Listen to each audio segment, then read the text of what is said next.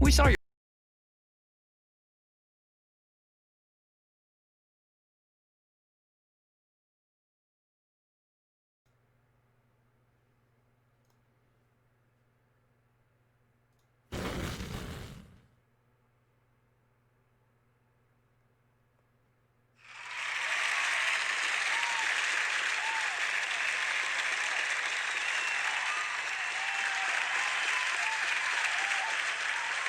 All right, I know we've got an unbelievably star-studded lineup tonight, folks. I know we've been putting this together. Everybody, please take a seat. Will you relax for a moment? We are going to get this show started. Thanks, everybody, for waiting those extra couple of minutes. Trust me, it's going to be worth it. It's an outstanding, what a great week, right? This is what gaming is all about. We wait for these shows. We had Sony's earlier. We got Xboxes just yesterday. The internet's been on fire. I want to say, first of all, thank you to every single person in the Mooch Maniac family. You guys all are outstanding. Right above the description is that join button. I thank every single one of you guys for becoming a part of that Mooch family. Let me just call out everyone by name and say thank you. Shout out to Sir X-Man, Masshole 1977, Midway Monster, JudaZuk, WoolleyGamer, Ben Link, our newest member, Ice Queen Gaming, our major Mooch Maniacs, Shaun Slamka, Lucifer, Brian B, a.k.a. Delirium Blades, and our VIP Mooch Maniacs, Van W, better known as the Butcher Van,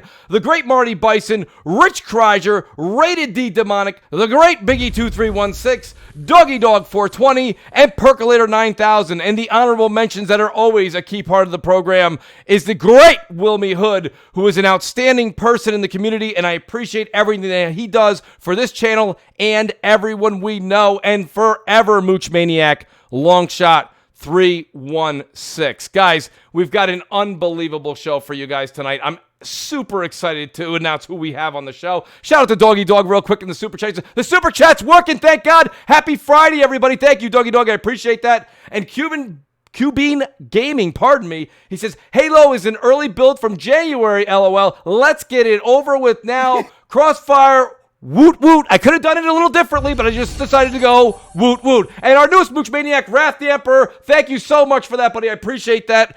Joining of the Mooch Maniac family. Guys, let's get down to it. I've got some great people here. We've got some amazing topics. So without any further ado, he needs no introduction. He's the unscripted man on YouTube. It's the Crap Gamer. Crap, how the hell are you doing tonight? You know what? I'm still recovering from all those mic drop moments yesterday. What an epic! I know, an epic show. I mean, just wow. So many memorable moments. The amazing gameplay that we saw from the Xbox Series X. I could not be more thrilled. I'm shocked you made the show. Exactly. With all the thrilling footage, real-time footage that we saw, that thing is a beast. 12 teraflops, velocity, baby. That's velocity architecture.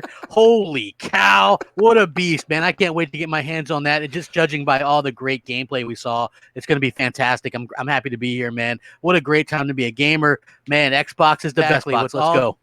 Awesome, Crap. I appreciate that. What an introduction that was. And the man who doesn't need any other introduction himself, a.k.a. the Xbox defense lawyer. And believe me, you're going to need your degree tonight. The Xbot 448. Xbot, how you doing tonight?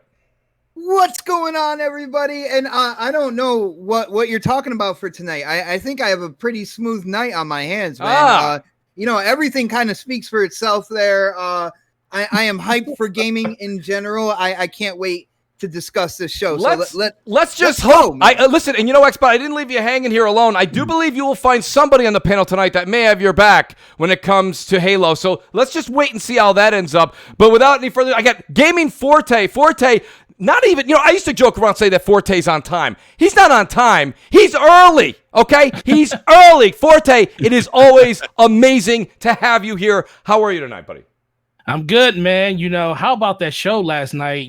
What has Game Pass done for you? It's giving you a bunch of games that ain't coming out to 2023.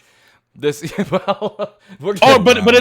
Game Pass has done something for me, and I guess we'll talk about that later. Oh, we most certainly will, buddy. Believe me, too, baby. And I don't know if Game Pass looked out for me. I don't know if one of our special guests saw it, but I did make a topic one of his tweets today because it really resonates with what I've been saying for the past few weeks, and I want to get to it. I do want to say a shout out real quick to Ice Queen Gaming, who is our newest Mooch Maniac. She said, "Did I make your day joining the channel?" You certainly did, Ice Queen Gaming. Thank you very, very much. A special shout out to Ice Queen Gaming. Guys, then I've got my buddy here. He's not just doing Basement Radio Arcade Podcast. He's not just on Crossfire when he gets a chance. He's also a technical support master and helps Mooch get his audio fixed when it's down. Shout out to Brap. Brap, how you doing tonight, buddy? World premiere. Oh, okay. All right. Well, that's hey, look, I'm excited to be on, man. You could quit your day job and just be that world premiere guy. You know, I actually might look into that. I'm gonna have to hit up Aaron Greenberg and Sony PR, maybe Nintendo, and maybe they can borrow my voice. I don't blame you one tiny bit, buddy. I like what you got going on. But listen, we've got Xbox Series X exclusive. I should have had you say, and now our special guests. But listen, here's the deal, and now right? our special guest. We've got we've got better than Phil Spencer tonight, in my personal opinion. We got guys on the show right now, okay, that legitimately have two of the most entertaining and knowledgeable gaming sites on YouTube. I really enjoy watching them. I'm fans of their show. So at the same time of having them on here and having the just unbelievable right to have them on the show, I'm a huge fan. Let me start with the one and only Dreamcast guy. Dreamcast guy, you have not been bashful at all the past week, and I gotta tell you something, those videos are phenomenal. So welcome back to the show, buddy. How you been? Pretty good. Extra busy, as sure as you noticed, man. I've been cranking those reviews out. I had to go about 30 hours without sleep at one point, but the content speaks for itself, so I have no regrets. Absolutely, DC. And I'll be honest with you, not only that, but when people put kind of the effort and time that you put into it, trust me, not only can we tell, but the channel shows it. So, buddy, outstanding work. Please do keep that up. And then I've got my buddy here. Speaking of hard work and dedication, the man has his own studio. The man has morning news, which, by the way, I've stopped watching local news, and now I tune in exclusively to Spawn Wave Media. We have Spawn Wave back on Spawn. How you been, buddy? And welcome to the show again. Oh, I'm doing great, Mooch. Thanks for having me on. I appreciate it. It's been a lot of fun. Absolutely. And like I say, please, this is a feel free to speak your mind zone. Here we go. First and foremost, guys, I really want to get into this. And I'm going to start with Spawn Wave, if you don't mind. I'll put the special guests on the hot seat because then the panel is by no means bashful. Trust me. I kind of want to just get into the thoughts and discussions on the Xbox Games Showcase. As you can see with you guys in the topics, I listed all of the ones that I found to be the biggest names that people are talking about. I went through various videos. I watched the show twice. I watched it again in 4K so people could say, well, Mooch, watching it in 1080p wasn't exactly the way to do it. I watched everything again. Spawn, when you saw what you saw yesterday, just from the top, let's start with Halo. I mean, you can go ahead and branch into other games if you'd like. But what was your first take with the pre-show and the hype that we got from the great Jeff Keighley, all the way to when you saw that 10-minute clip of Halo come through? What were your feelings as things transpired? So I think the pre-show, for it being a pre-show with some of the reveals, was actually pretty good. Yes, it was. Because I wasn't expecting much at all out of the pre-show when I went into it, but they got we had Yuji Naka show his new game that he's with Square doing, which was really cool. And then that announcement for Dragon Quest XI S Definitive Edition is a pretty big deal because we weren't really sure if it was ever going to leave the Switch or if it was going to stay there. Sounds like they had a year exclusivity, and it's going to Game Pass day one. And the strange thing about that situation, it's in December. If you bought it on the PS4 and the PC, like I got it on the PS4 and then I bought it again on the Switch because the game is really good. If you haven't played it, completely worth downloading, obviously on Game Pass to try out. You have to buy it again for $40. It's not going to be a free patch. And the amount of content there it's pretty substantial, but it seems strange for early adopters to have to go back and buy it again just to get it. That to me sounded weird because it's a separate SKU completely. Mm-hmm. So I don't even know if your save data is going to transfer over. But like the pre-show to me was really, really good. And I do like the order of the show because I said they need to start strong and they need to close out strong. It's pretty substantial. And I think you have to start with Halo, and that's what they did. And that's fine because some of my predictions had, okay, you start with Halo, you end with Fable. That was always like my prediction going into it. Yes.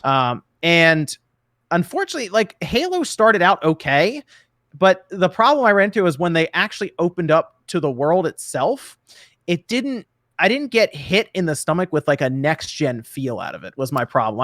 I was waiting to go into that with all the talk and it being their flagship game and they have this new slip space engine that you're using and all of this. I had just played Halo 3 an hour before that presentation and it didn't feel that much different to where I was like, wow, this is obviously on a whole nother, level to what I was just playing. Mm-hmm.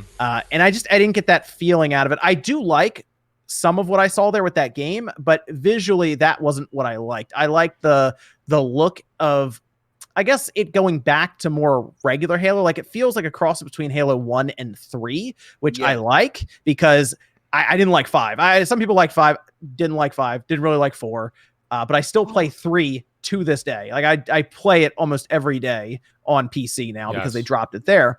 And I would play, I'd say I play it at more of a serious level, I guess, but looking at that, I see a lot of potential for the multiplayer side of things, but usually the graphics in the multiplayer side of Halo is worse anyway. So Spawn, let me ask you this though, because the reason I went to you first is I told you I watched the shows you put out, and I know that you're a huge Halo fan, and I know that when Halo 3 did come to PC, you were ecstatic. So my point here though is that a lot of folks were kind of watching that and saying, and shout out also to Rich from Review Tech. He did a video on it, and he actually did a side-by-side comparison on his latest show of basically Halo 5 and what we saw from Halo Infinite. And Halo 5 kind of looked a little bit more impressive. The one thing that I think a lot of gamers were looking to take, especially from Halo, because let's be honest, that was the first party game from Microsoft that was coming out that's going to basically sell the Series X. And now that we know that Halo Infinite will run on your Xbox One X, your Xbox One S, your SAD, all these others, and possibly Lockhart, which is coming, the announcement will probably be next month. Do you think that Microsoft did a good enough job? Just Halo Infinite, we'll get into the other games later, because let's be honest, that's the flagship. Did they do a good enough job, in your opinion, to sell an Xbox Series X to people when they know that the game looks the way it looks, and it probably will look just as good on your Xbox One X that we have in our homes currently? No, I mean, I don't think they pushed anyone towards the Series X with that presentation, because they didn't date anything for like holiday or early next year or anything in it, man. They didn't. Well, the funny thing with that, Halo, there's going to be a patch after release for ray tracing.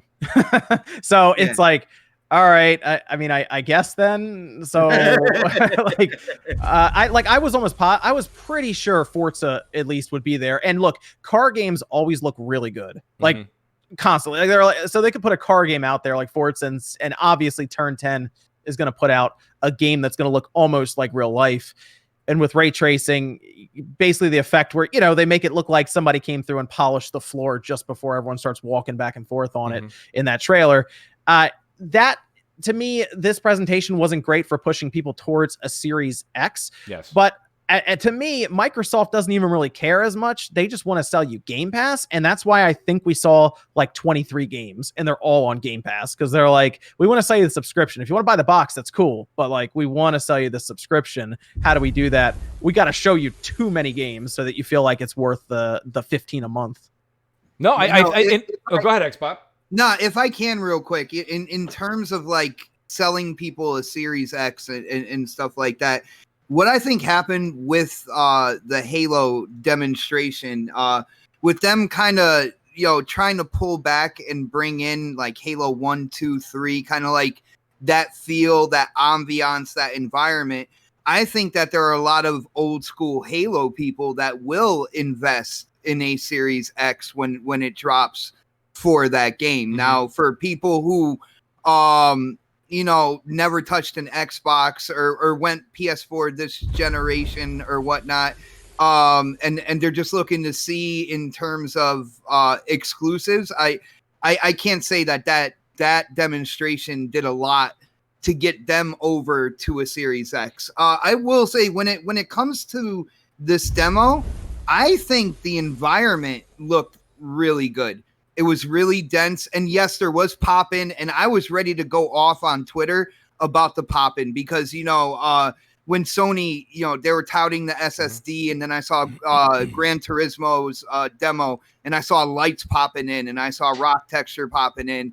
I went in on that. And then Aaron Greenberg came out and said, this is running on PC with specs to kind of like represent the Series X. I'm like, all right, well, that's not velocity architecture. And that was a stupid ass move to not have this thing running on the Series X. Yeah. Why do you do that? Yeah. Why do you do that less than 4 months from launch? And to be honest, no idea. I mean, really looking at the environment, to be honest, I've been playing Ghost of Tsushima all week.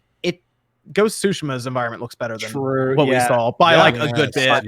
And that's also an open world game. Yes, absolutely. No, I hear you. I hear you on that. But I think I think when it comes to 343, like when they took over the Halo franchise, they had a specific direction that they were going, right? You had Halo 4, which I feel had a really good story, and the multiplayer fell off, and it was the complete opposite with Halo 5. But one of the things within the Halo community, and I think 343 listens to a certain part of this community way too much, all right, when it comes down to it.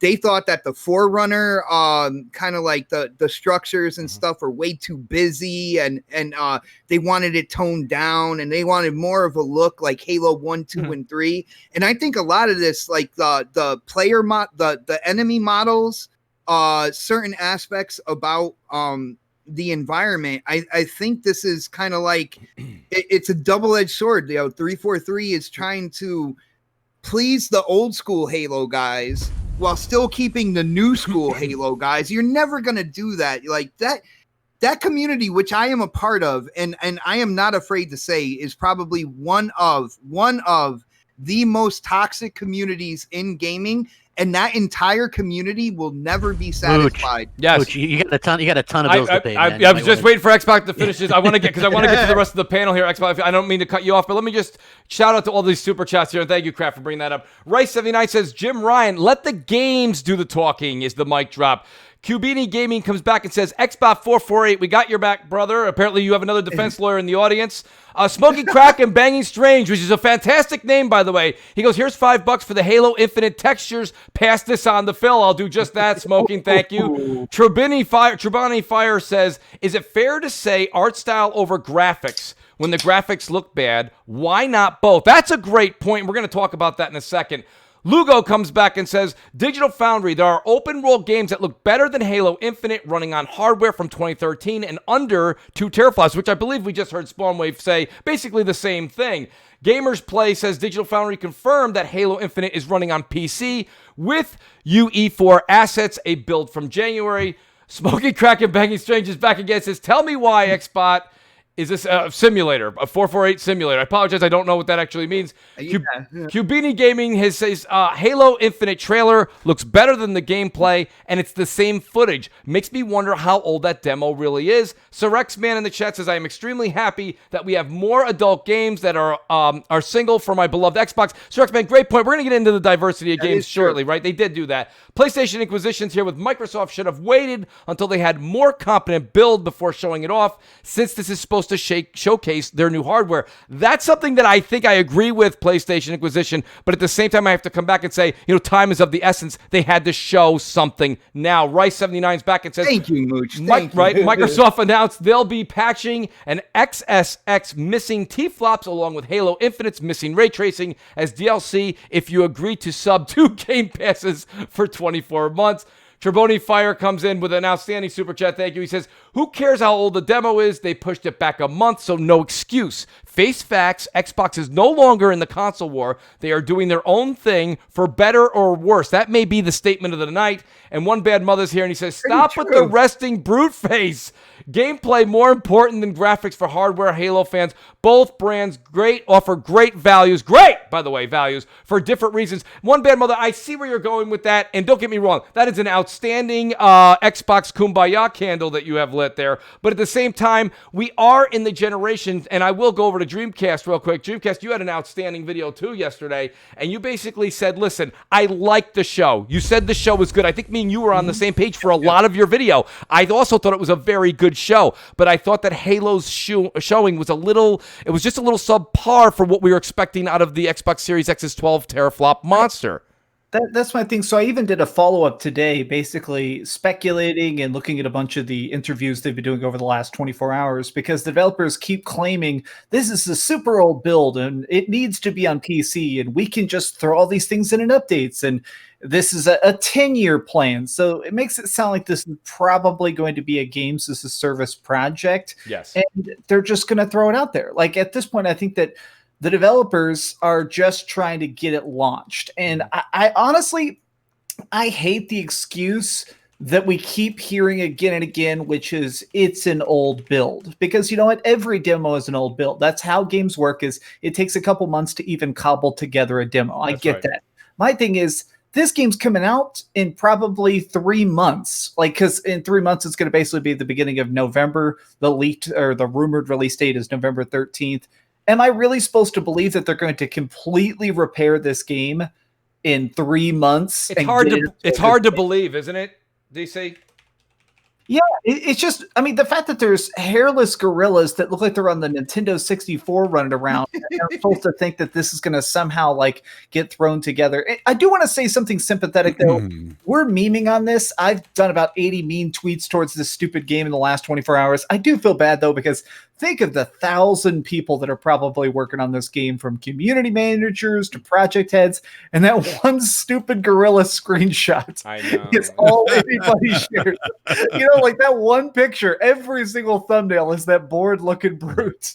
Dude, I'm kind of digging Craig and everywhere he has been so far. And I named that brute. I don't care. I love that 343 came out and gave him a name. His name is Craig. He's like, yo, I want to know the backstory to Craig. That's easy. That's easy Easter egg material for like 5 years from now in the game. Yes. Dude, it's and obviously they are confident in what's going to happen with the complete package of this game. If they are coming out and making a joke out of that, naming the memes and stuff like that, obviously they are confident in their game, and we saw. What else can they do? Ignore it. They even made fun of the X-Bone name back when it came out, but then it came out later that they actually hated that. Right? Like, you don't think that they're really pissed off right now? They've got to be super. They've got to be super pissed off. Listen, this is what Digital Foundry says about the Halo Infinite thing. They says, and I thought this was really funny. He says, what I mean is Halo Infinite looks off, and I spent the night trying to work out exactly why. I think the answer lies in the art style. Halo Infinite looks like a fake plastic trees version of Halo, like a video game designed with Mega Blocks in mind. It pops in all the wrong places. The brutes and their silly faces seem almost plonked down onto a battlefield like a child would arrange toys to bash about in their bedroom. It doesn't feel grounded. It doesn't feel like it has any depth. It feels, well, surface smooth and uninteresting. The giant causeway hexagon rocks have been highlighted by many already, and I have to admit they look like they were sculpted in Roblox or something. The ending speech by the new baddie is one of those supposed to be rousing, flashy graphics moments, but I couldn't help but laugh. Where's the blood splatter? Where's the atmosphere? Again, okay, and now, are you going to quote any of the good things that they said about it? I'm not done yet. I'm not done yet. Halo Infinite looks even worse in screenshots, and I'm astonished. And I'm astonished at some of the official screenshots Microsoft approved for release alongside last night's reveal. They do the game no favors at all. Again, Halo Infinite looks much better in motion, but freeze frame it, and you've got a potential viral meme on your hand. Looking at social media this morning, I think Microsoft is already facing this headache. When they go to close it out, right? He says, remember Lord of the Rings when Bilbo Baggins says, I feel thin, sort of stretched like butter, scraped over too much bread.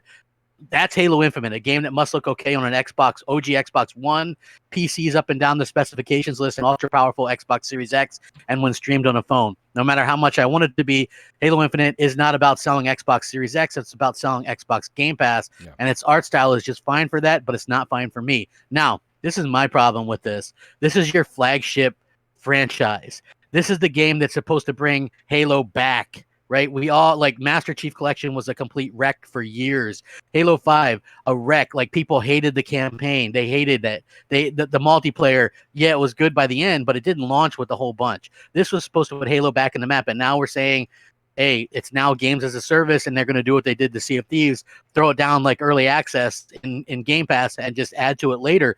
Maybe it'll work out, maybe it won't, but it could do irreparable damage to their biggest IP, a billion-dollar IP at that. And what we saw, they'd even go on to compare this game footage to something that somebody would mod, a fan would mod on PC. Like, again, these guys are supposed to be professional. There's supposed to be over 1,000 people working on this game for 5 years, a new engine, $500 million budget, and this is what we see. Christ. This is supposed to build a new engine. When they say 5 years in development to build a new engine, that that also takes time as well within that 5 years. So I can't really say they've been. Well, here's the thing, developing the game for 5 don't get me wrong, years, we can go, man. and I'm going to give the microphone to Brap here. And hold on, I just want to say one other. I want to say something else too. How could anybody be wanting to get an Xbox Series X, even if you thought Halo looked good? The big features like ray tracing aren't even going to be there at launch. There's literally no reason to buy an Xbox Series X at launch. And to top it off, we're in a 10-month AAA drought on the Xbox side. By the time Halo launches, that'll be 14 months that you went between AAA releases. When the hell is the next AAA release after Halo? And what the hell would it be? Because everything that they showed in the AAA realm looks like it's 2023. Yeah. Like you could literally end up going 2 years after Halo launches, and we've already gone 14 months leading up to it. But that also speaks to why you don't have to buy this system. Damn right I don't have Yeah, but what kind of sales pitch is that for, Tay? I mean, but that's what I'm saying. But that's the thing I keep seeing other people talking about, like they have to buy. Like Microsoft didn't get me to buy the system. You don't have to, if you already have an Xbox. All of these games that are coming out in the next 3 to 6 months, you don't have to buy this next system for. And if you want to get a better fidelity looking experience, got a PC, play them over there. They played it on a PC. It looked like shit. Well, that's 343. You know how I feel about them. I mean, what's it going to look like on this Lockhart or you know what I'm saying? It's quite clear that they held back, that it's being held back by old hardware, and nobody wants to admit it. Go ahead, DC. So I am going to be buying an Xbox Series X at launch, and it's my main thing is that I'm doing it to try and financially support the projects that'll exist down the line. And one of the things that actually really convinced me is the Medium. The Medium just posted 3.5 minutes of raw 4K gameplay today over on the Xbox YouTube channel, and it sold me more on the Xbox Series X than any other trailer has, because the developers actually talk over it, and the whole game. It's split screen, but with one character, and on the left side of the screen is the spirit world, the right side of the screen is the human world, and you're going back and forth and trying to like solve puzzles and like figure shit out and draw energy, and it's like a paranormal mystery game. But it's already kind of explaining to me how things are going to be different. And this developer straight up said like the processing power of 12 teraflops and all that bullshit, and sell like I'm buying it because Crap Gamer is absolutely right. There's not going to be anything great at launch. There's probably not going to be anything great at 6 months, but I'm buying it because I want to hopefully get some sort of I hope it supports games to exist in a year. Yeah, no, I mean, Brap, I know you wanted to comment on this. What's your take on it? And the thing is, Dreamcast guy, the one thing that you did say, and I want Brap's opinion on it, is that now the Medium's actually one of the ones that's caught my eye as well. But that was I believe that's a timed exclusive. So I'm not sure. Console timed launch exclusive. And it was not that matters necessarily. Well, the reason I don't care about that is because with that one specifically is, let's face it, that thing's probably coming out at the end of 2021 at the earliest. Right. And if we have to wait a year after that, I'm not going to wait till 2022 to play that on my PS5. Okay, understood. Go ahead, Brad. I mean, listen, Team Bloober, real quick, Team Bloober, they ported over Blair Witch Project in 3 months. That was a timed console exclusive for Xbox as well. World premiere. Yeah, and they did that one in 3 months. I don't imagine that this one's going to take a year. I would say 6 months. I don't think. This will be a much bigger. No offense to Blair Witch, but it's a piece of shit. But secondary, it was also really small. So we'll see. Wow, piece of shit. Go ahead, Brad. All right, so I understand that this show, to me, the show really wasn't about selling an Xbox Series X, as it was getting people, enticing people to get Game Pass. I mean, let's face it. The end goal here is for Microsoft to get reoccurring revenue. I get that, but if you're gonna go out there and you're gonna pound your chest, and you're gonna talk about 12 teraflops, and this thing eats monsters, and it's the most powerful console in the world, it's the fastest console in the world. You gotta show it, because at the end of the day, the hardcore is still the base. You got to rally that base, and I don't think they did that. And I understand that they don't care necessarily about selling an Xbox Series X, but if you're touting that thing as this beast, and you bring Halo to the forefront, and you're talking, and Aaron and all those guys are out there saying this is the first Halo to launch with an Xbox console in 15 years, right? And this is your baby. This is your baby. This is what brought you to the promised land of console gaming. You would not be here if it wasn't for Halo. If you remember the launch of Halo, almost 20 years ago. I can't believe that it's almost 20 years. they did that game no justice, and they didn't do anything to convince me, at least, that I need a Series X. And I understand people say, well, that's okay. You don't have to buy a Series X. I get, but I was interested in buying a Series X. I was up until, so it's not a matter of, oh, you don't have to buy it. What if I was interested though? If you're still releasing a new product, you still need to sell that product. You have to. Then why release that product if you're not going to try to sell it?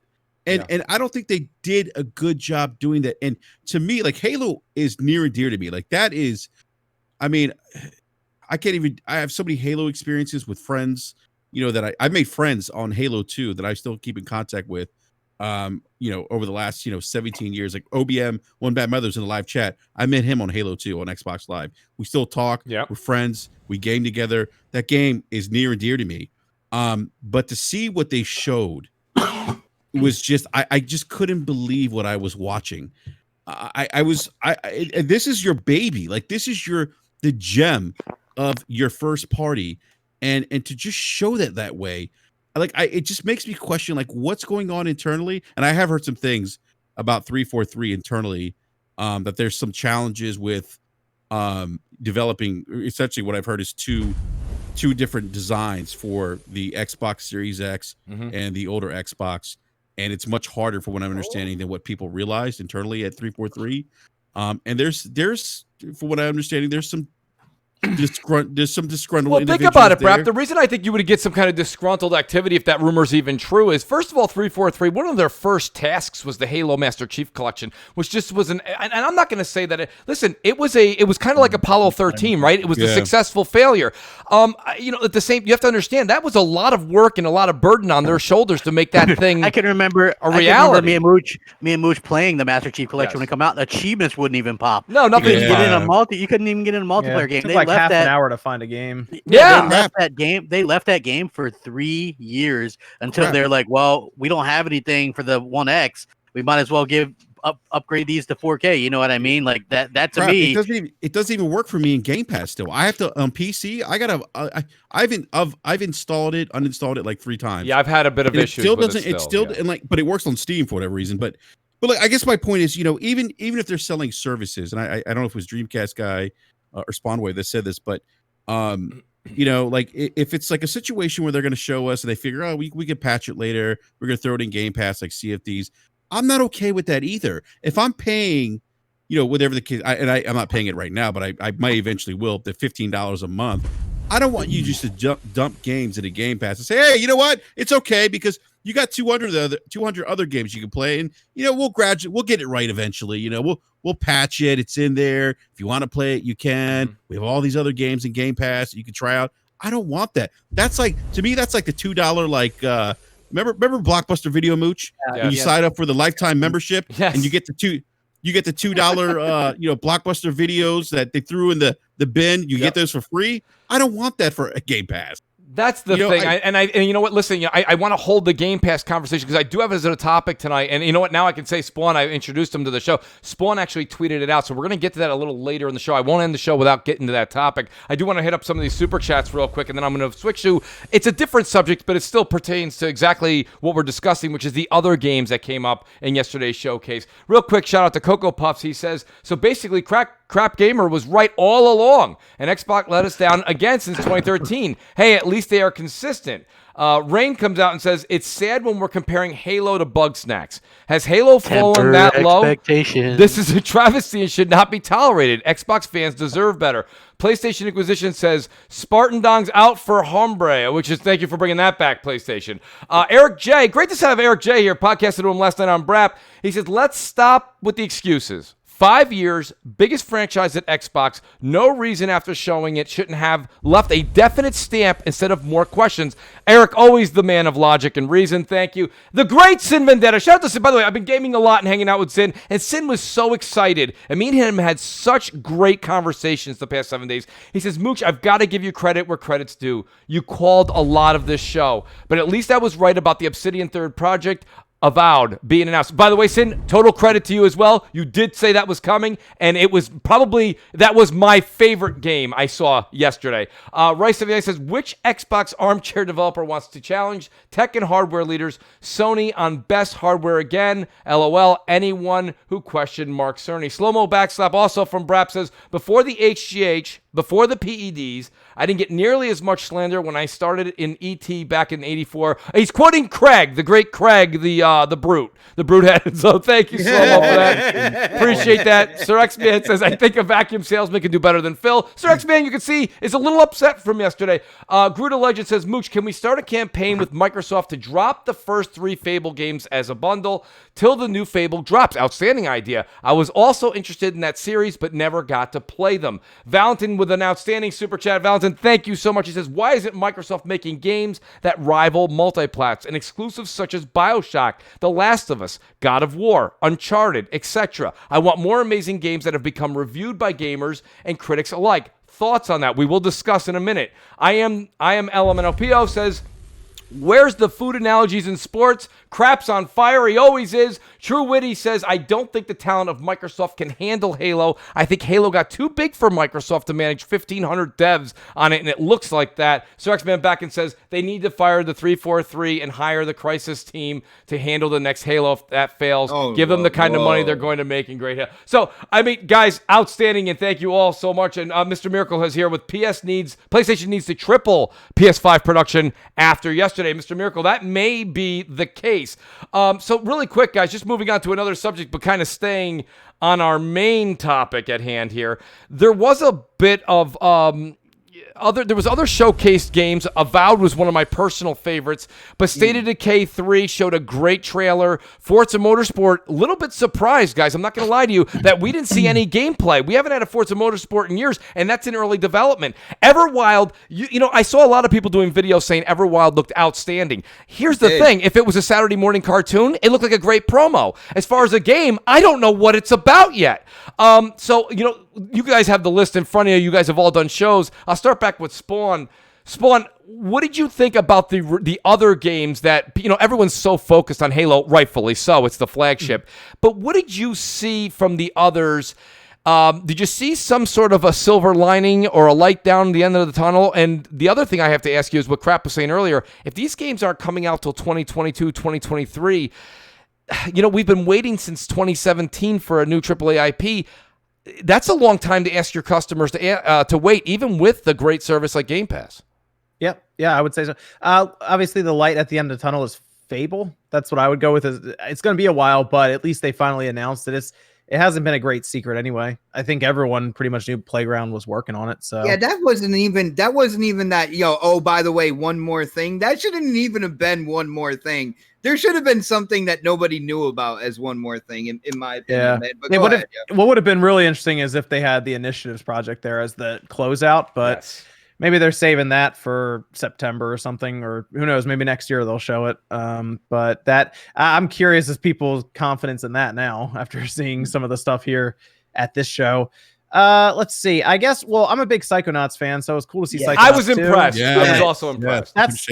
That's falling to next year, which is kind of a shame because I thought it was coming out at the end of this year, but that's fine. It still looks like Psychonauts. I'm good with that. Yes. I was a little confused about Forza though. I thought they were going to show. I thought it was just going to be Forza Motorsport 8, but it's just Forza Motorsport. Is Forza? Is this going to a games as a service long project game? I would think so. And when it comes to a racing game, games as a service. When it comes to a racing game, all right, especially with what Turn 10 and Playground were doing with 1 year was a motorsport, the next year was Horizon, then they went back to motorsport.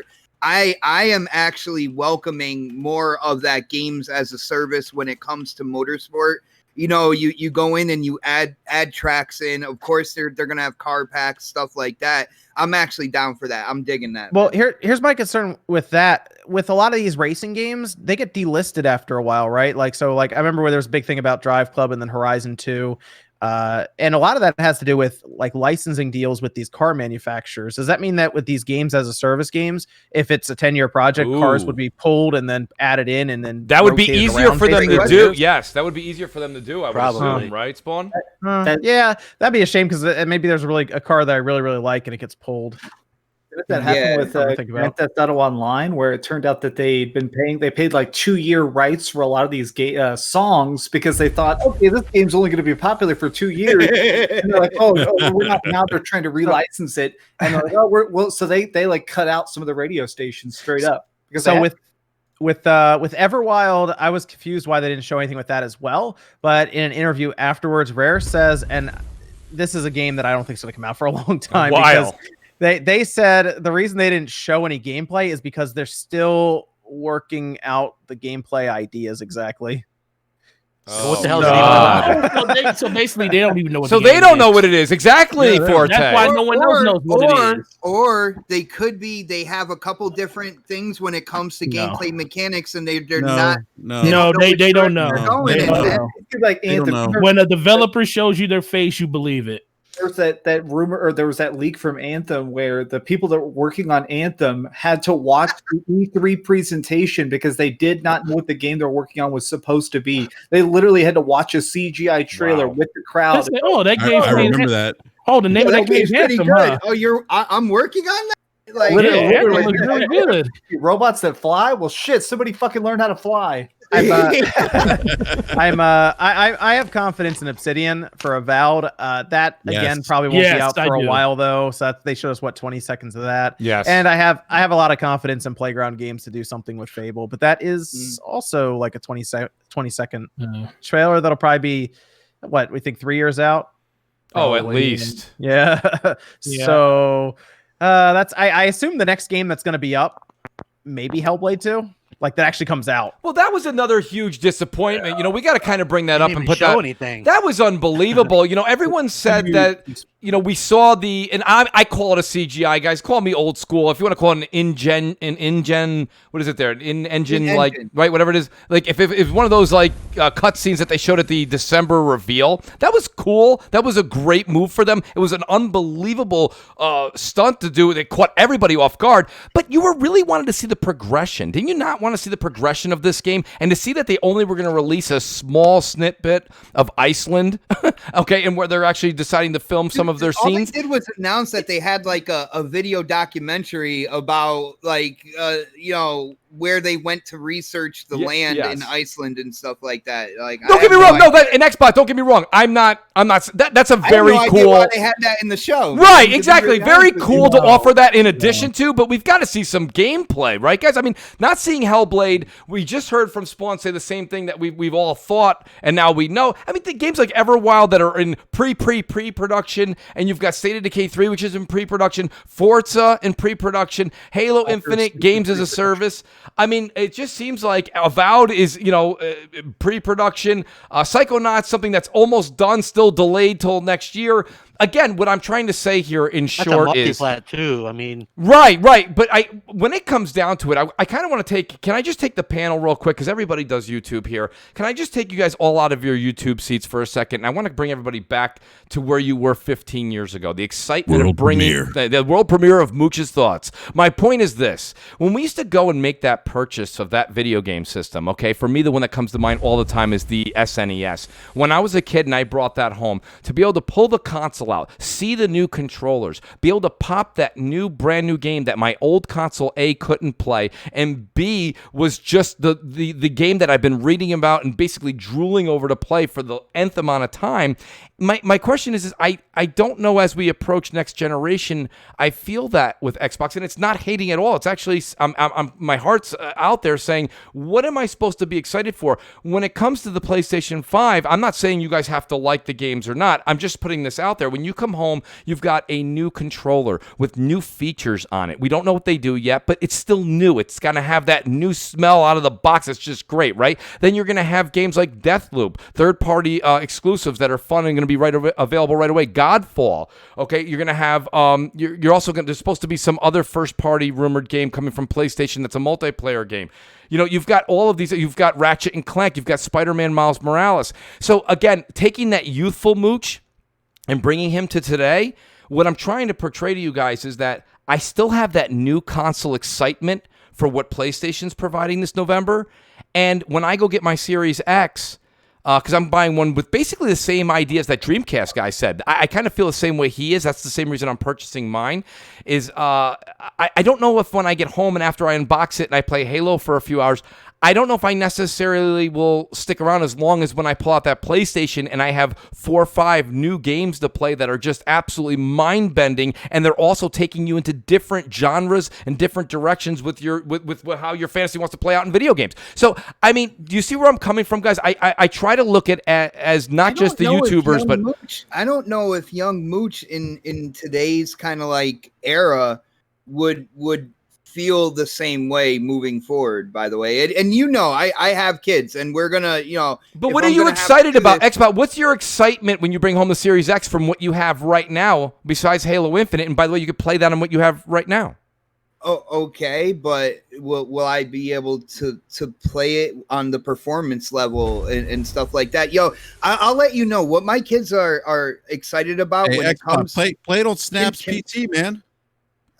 Dude, I don't touch her PC. I don't want to. If I even touch the keyboard and something goes wrong, I did it all. Like I didn't know. You know what I'm saying? Wait, Xbox, are you off limits from Snap's PC then? Like she no, let you, I purposely. Oh, okay, gotcha. Okay, all right. Gotcha. I remember I used her PC one time just to stream the next podcast, right? And then she came back the next day. She's like, "What did you do? Like OBS is different." I was like, "Babe, when I sign in, like none of those functions, like, well, when you sign in after I signed it, they don't stay the same as I did it." But she didn't understand all that. So I was blamed for everything. But I will let you know, my kids, when it comes to Xbox, and a lot of it does revolve around Game Pass. A lot of it revolves around Game Pass. But again, you have Game Pass now. Yeah, well, I know, but then that's not the newer name. You can't go and tell your friends, "Oh, you know, I'm pumped. I got the One X if the Series X is out." Oh, so this goes back to that thing I was saying yesterday on Brat. People going out buying systems just to say that they own it. Okay. Yeah, that is a thing. That is legit why people are doing Game it. Pass. And then when I told the kids the rumor that, you know, the whole paywall, the gold paywall might go down and stuff like that, they got excited because then they thought about more friends that would be able to play Fortnite with them and stuff like that, that they would, you know, kind of tell them they should get an Xbox as well. So I think it's a different era than when we were kids, man. Well, I mean, I see it is. Go ahead. So I can't hear anybody. Well, one of my most excited times ever in gaming was the first time a friend of mine got a PlayStation 2, and then he got the Xbox. What was that? My friend had the PlayStation 2, and then he had the Xbox, and he actually lent me his PS2, and he had one game for it, which was Final Fantasy X. And I will never forget popping in that disc and watching the opening movie and just being like, this is a game that could not exist on any other hardware. Like, this game was designed for this console. You talking about that scene with Titus when he's in the arena and he looks up? That was pretty ridiculous. Or opening like freaking like rock metal theme song. And I'll be honest, I'm just that exact same excitement is what I have for some of the projects that are coming to PlayStation 5. Like dead serious, whatever that mysterious new Square Enix thing of that like person wearing like sneakers, casting like root magic, some of the rumored stuff that's going to be like, you know, maybe Final Fantasy VII Remake Part 2 being able to be an exclusive and maximize the hardware. Like I'm legitimately as excited for PlayStation 5 as I was for PlayStation 2. Whereas Series X, I'm buying it. I'm interested in some of the games, but I can't use the word excited for it. That's kind of where I'm at. Brap, where are you at? Yeah, I was gonna say, you know, what Dreamcast guy said was, you know, pretty spot on. Like, and this was kind of my point with Halo, the showing of Halo. Like, the hardcore gamers, we want to be wowed. Like, I look, I'd agree with what Xbox said about Game Pass. My kids like Game Pass. They use it. They use PlayStation Now. I get that, but we want to be wowed. You know, there's that wow factor, like Dreamcast guy said about Final Fantasy X. Like I remember that. Like that was wow, right? And when I saw the new Horizon Forbidden West, I was like, wow. Yeah. And like Dreamcast, because like I'm actually more excited for the PlayStation 5 because of things like the haptic feedback controllers, right?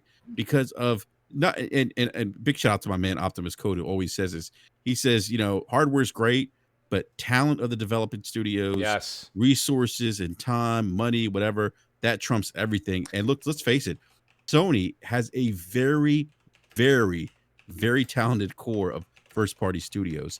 And I've seen what they can do with lesser hardware, per se, compared to the PlayStation 5. And I can only imagine what they're going to do with the PlayStation 5 right now. And that's where my excitement comes from, you know, and we've got a taste of that with like the trailers like we saw with you know, Horizon Forbidden West. Like that to me is just, you talked about like that new console feel, Mooch. Mm-hmm. I'm excited about that. Like I'm definitely PlayStation 5 day one. It's not even a thought for me. Like I'm not even second guessing it, you know, and I'm already thinking about, God, what are the haptic feedback controls going to feel like? What are developers going to do with stuff like that? How are they going to utilize the SSD and the IO? What is Sony's first party studios going to do? What is Naughty Dog's next game on the PlayStation 5? These are things that are running through my mind that get me so excited as a gamer. Right. And that's the thing. And let me do a quick shout outs. And I think Brap and I think honestly DC kind of nailed it. But Treboni Fire comes back and says Xbox isn't competing with Sony.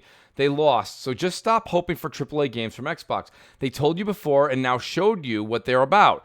We as core gamers have to accept this as a fact. PlayStation Inquisition says Game Pass might as well be a hot dog factory from a gaming standpoint. Little of substance or longevity, but cheap and easy to market for people. It's an interesting little analogy and a food reference nonetheless. All of those games going into Game Pass that we saw in an hour-long show. Not only that, but Destiny 2 and all of its expansions and all the games that are in it now. Great point, Xbox. It's a hot dog factory. Great point. Right? No, great point by Xbox. Okay. It's a cafeteria. It's not exactly the best food, but for $6, it's definitely worth it. True, very true. You got Devil May Cry in there, man. I don't know. That's a pretty Dreamcast guy. Are you saying it's like dog. McDonald's? Exactly. You have it your way. You don't love it, but you keep eating it because you hate yourself. Love the food analogies tonight. I love that. Cold-blooded Dreamcast. True Witty comes out and says Fable and Avowed are my favorite in of the teasers. I agree with you there, True Witty. Rice79 says Series X has the best T-flop exclusive CG trailers. PlayStation Inquisition says, I really wish Microsoft would go back to OG Xbox days and be aggressive. Put some Steve Ballmer attitude back in the company. I'm waiting for that same thing. Sir X-Man says, when I saw Jack Black, I thought Tim Schafer was making me a brand new Brutal Legends. I was so pumped up, but I like Psychonauts also. Same here. Lay Boogie says, I think Microsoft is going to try to use Sony's playbook and rely on third party for the first 2 years like this generation. I don't quite think so, but I wish they had, but Phil doesn't like exclusive content like that and really kind of locking down anything. I know we have some of that there, but it's not exactly the same element that I'm seeing from Sony with third party. And I'll explain that in a moment if I may. AK Massifer says, bottom line, this isn't the Xbox we remember. Phil Spencer keeps proving that to us. But we keep expecting the old Xbox attitude. It ain't going to happen as long as Phil is calling the shots. Gamers Play says, keep being the injured dog. The dog will turn. You have been warned. Lazam says, Huckster Phil duped us again. True Witty says, question, why is it Series X controller didn't change like DualSense? And we're going to talk about this. Without the share button, can you tell the difference? It shows no effort in design. And the West Old Gamer, when I was watching yesterday's showcase, I heard BB King sing, the thrill is gone. You know, I do want to kind of get to True Witty's point, and I'll start with, right? And I'll start with DC because I've been putting Spawnwave on the hot seat every single time. DC, I was very vocal on CrossFire months ago. I've been kind of sprinkling it in every week. It's, again, no hate at all, but part of that enthusiasm, I won't give that youthful speech again, is pulling out something that's new and ingenuitive out of the box and excitement.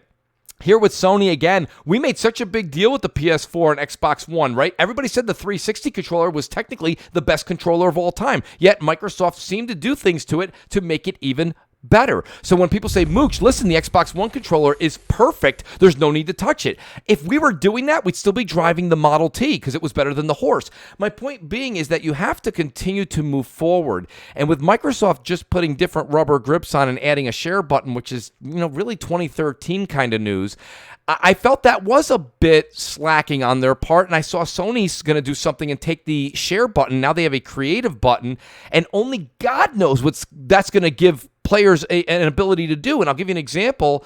Ghost of Tsushima, I mean, that game might be 50 hours to beat, but it's become 70 hours because 20 hours are people taking screenshots. So PlayStation changed the game.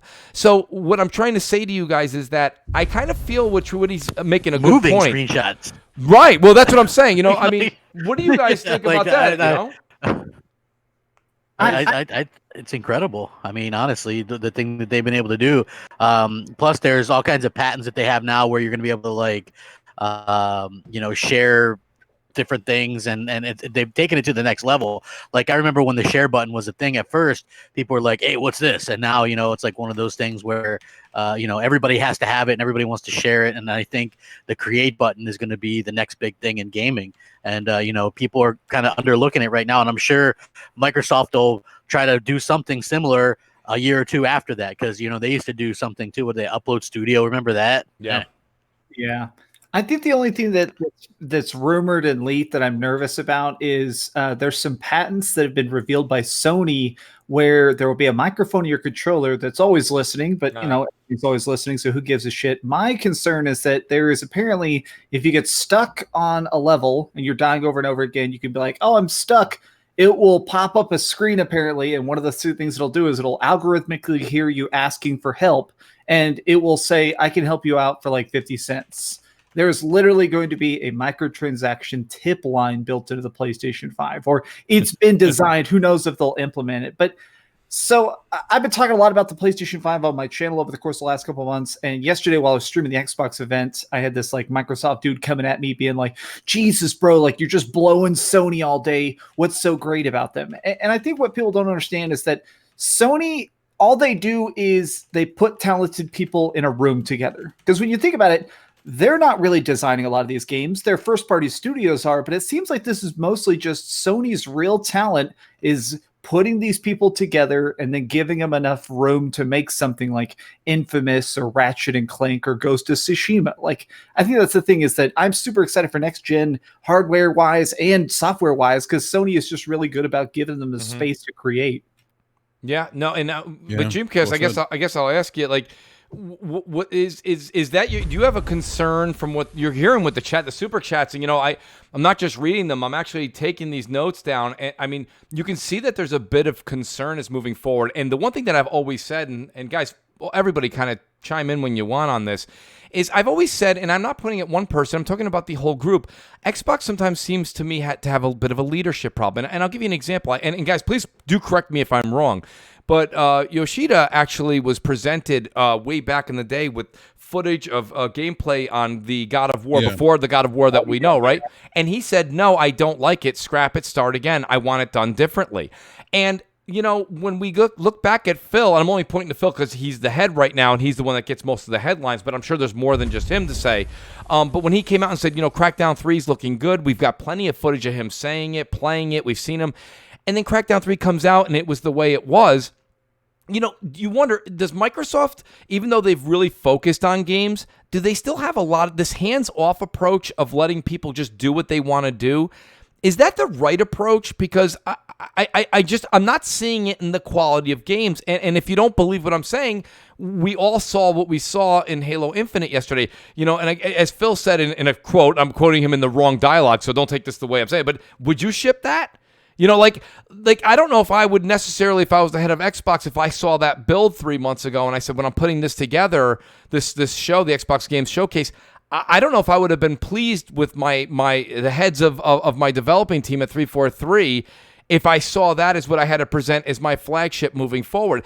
And when you hear stories about Yoshida where he sent the team back to the drawing board, that's leadership. That's when you want to put that golden seal, like Nintendo. Crap, we say it all the time. Nintendo put that golden seal on their cartridges a long time ago, saying this is a quality product. You know, because they had to let the consumer know that we're putting our warranty of approval on this before we ship it. And I think that's where you're seeing some of the super chats saying that Game Pass is starting to feel like, you know, someone said like a hot dog or a diner, where it's just like, okay, what if we just throw a lot of stuff at you and just say, aren't you happy I gave you, like Dreamcast, you come over and you go, dude, I'm starving, Mooch, what are we eating? And I go, Dreamcast, I promised you dinner, bro. And then I just throw Doritos and Twizzlers and Skittles at you. And you're like, dude, I love this shit, but can I have some substance first? And I'm like, dude, I just told you I was giving you food, bro. You know what I mean? My theory with all this is that I'm a big believer. I study like literary theory. Yeah. And something to talk about is the starving artist. Of the people who have created the best classics that we still study today are often the people that were under the greatest pressure, like Grapes of Wrath, of course, Scarlet Letter. All these amazing pieces of fiction are made under stress. Like, in fact, even Stephen King wrote a book called On Writing, talking about the fact that he forces himself to have a tiny little desk in his attic because he can only create at this speed by putting pressure on himself. And I think we're in a space now where Microsoft has billions of dollars. A lot of times we think about it just from the Xbox sector, but they make tens, if not hundreds of billions of dollars. Like, at this point, like, Microsoft doesn't care about selling Xbox games. Like, this is a fun side hobby for them. So because of it, they make what they think looks fun, and then they sell it as much as they can, and then they move on to the next project. Whereas Sony has to sell games. Sony's cell phones have failed. Their movie division's basically gone under. I mean, when's the last time you saw a decent quality, like HD TV from Sony that was worth the price tag? Like, all they are now is the PlayStation brand. So they need to keep cranking out these record-breaking sales. I think it's the starving artists. Like, their desperation is why their games are so good. And until Microsoft gets scared, the games aren't going to get good.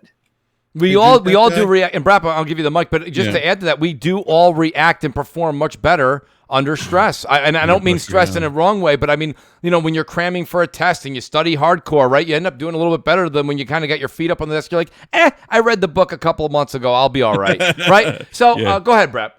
Yeah, I was going to say, you know, what Dreamcast guy brings up is a very interesting point. Like, the PlayStation brand accounts for about a third of Sony's business, right? So it's a pretty big, significant chunk. Absolutely. We know what Nintendo does with their first party. It's always stellar.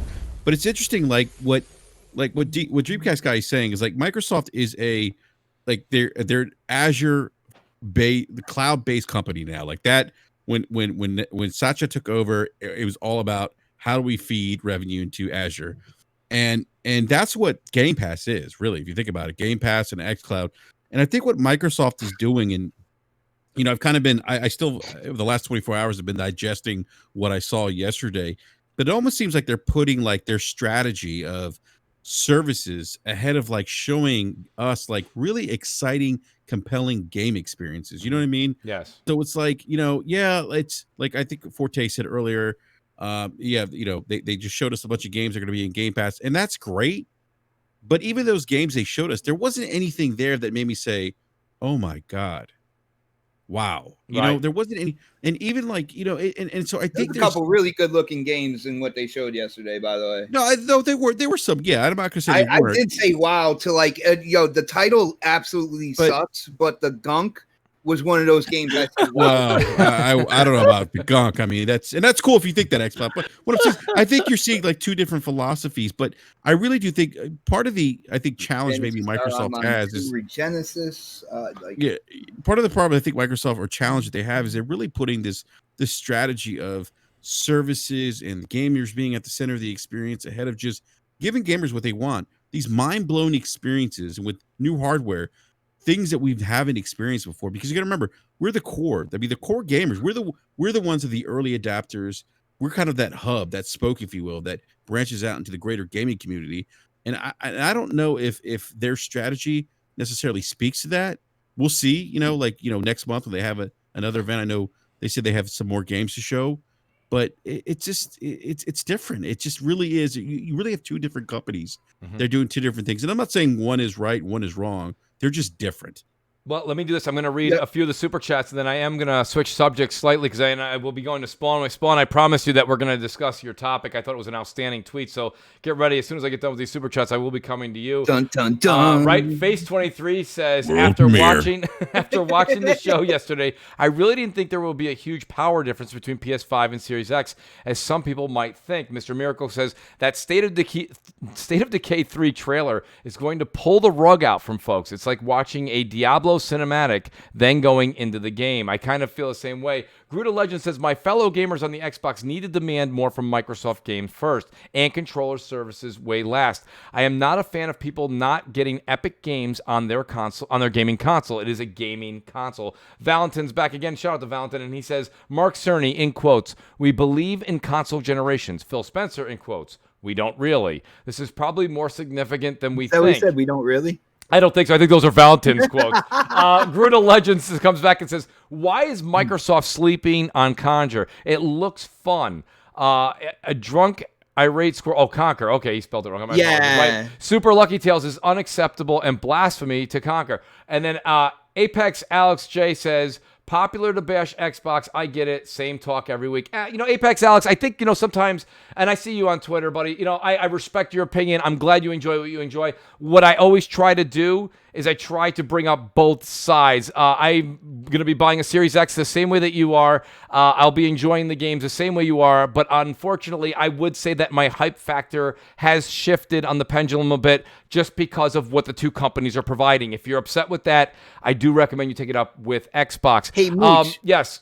Mooch, just real quick before you move on to Spawn's tweet and the topic and everything like that, I just want to say something because, when it comes down to it, I know me and Crap have talked a lot about, when Xbox shows things and Phil Spencer with his whole 18-month thing. Mm-hmm. One thing I was happy to see, and it seems that a lot of people are upset about this, but they've changed that when they're showing their games. Now they're not showing just games that are within that year and a half and stuff like that. So I gotta give them props for that. It was one of my biggest complaints when it came to Xbox shows this generation, and from the looks of it, they've learned from that and they turned that around, and they are showing the future of the platform. So, well, the thing, and don't get me wrong, again, that's an absolutely great positive Xbox, but it just is one of the things in the multiple, the list that we're creating, that Xbox said this one day, and then they do the opposite the next day. But that's a whole nother conversation. I do want to get to this, Spawn, and I don't want to put any words in your mouth at all. I kind of want you to speak for it because I saw your tweet. And it's something that I speak about myself personally, but I want to see what you thought about this. So, and if I'm paraphrasing, Spawn, correct me. But his tweet said something along the lines of, Game Pass is great, but is it sustainable? And Spawn, that was an outstanding tweet. Could you elaborate on both sides of that comment? Okay, of course we know it's great, but what is your concern in sustainment? So, Game Pass itself is probably the best value I've ever seen in gaming. Correct. And I mean I had subscription services back to the Sega Genesis channel. So I had that. You had to hook it up through your cable jack and all of this, and I believe that was $15 a month, and they didn't put all of their games on there at once, like first party games or anything like that. Right. I guess it'd be like Sonic. Not all the Sonics were on there, for example. But that was a good value then. And now I look at Game Pass, just significantly further on, we're at $15 a month. That gets you xCloud streaming this fall, Game Pass on PC, Game Pass on your console, Xbox Live Gold. So there's a lot there at $15. So it's so much so to where people are wondering, obviously, is it too good to be true for that kind of money? I think eventually it could go up in price. I think they could eventually get to $20, years from now. But thinking about it that way, is there enough money in doing that to continue pumping out big time games if you're not going to necessarily sell 10 million copies of a game that costs you? I mean, Halo Infinite's $500 million apparently to make it. Right, roughly, yeah. And then you also have to look at the side for the third parties, because we are having some games launch same day on the Game Pass, which means they are taking some sort of payout from Microsoft. And the question at that point is, will Microsoft be able to keep doing that? And will it hurt their sales on other platforms? There's a lot of questions on that. I don't even think indie developers who are taking that money know either. Spawn, let me just say, just so you can see what I've been trying to say. I've been saying this for weeks and weeks. That's why when you said this, and I'm glad you're saying what you're saying, is that we're seeing them say, okay, 10, 12 million subscribers to Game Pass. That's great. I get it. But a lot of them are on a $1 deal. Some of them are on a $5 deal. And some people are actually paying the $10 a month. And don't get me wrong, if you do those numbers, there's a substantial payout, especially at the $10 a month. There's a substantial payout for Microsoft. And then the numbers and the issues kind of go to the wayside. But a lot of these are still promotions. They're doing the promotions every 3 to 6 months to get people in there. And don't get me wrong, everything you said in the beginning of your comments were right. It is an outstanding service, probably the best value in gaming right now for consumers, hands down. There's no arguing that. But you don't think, for example, and Xbox, you brought up a good point. You don't think, for example, that Bungie is getting paid hand over fist for this deal that they have right now with all the DLC being there, new expansion, right? Oh my goodness! So you have that. There was rumors that when they did get Devil May Cry and a few of those other games, that they paid anywhere from $5 to $9 million for the rights to those to be in there. Then you talk about what Spawn just said when you're talking about $500 million to make a game like Halo Infinite, $100 million or $170 million to make a Coalition Gaming Gears.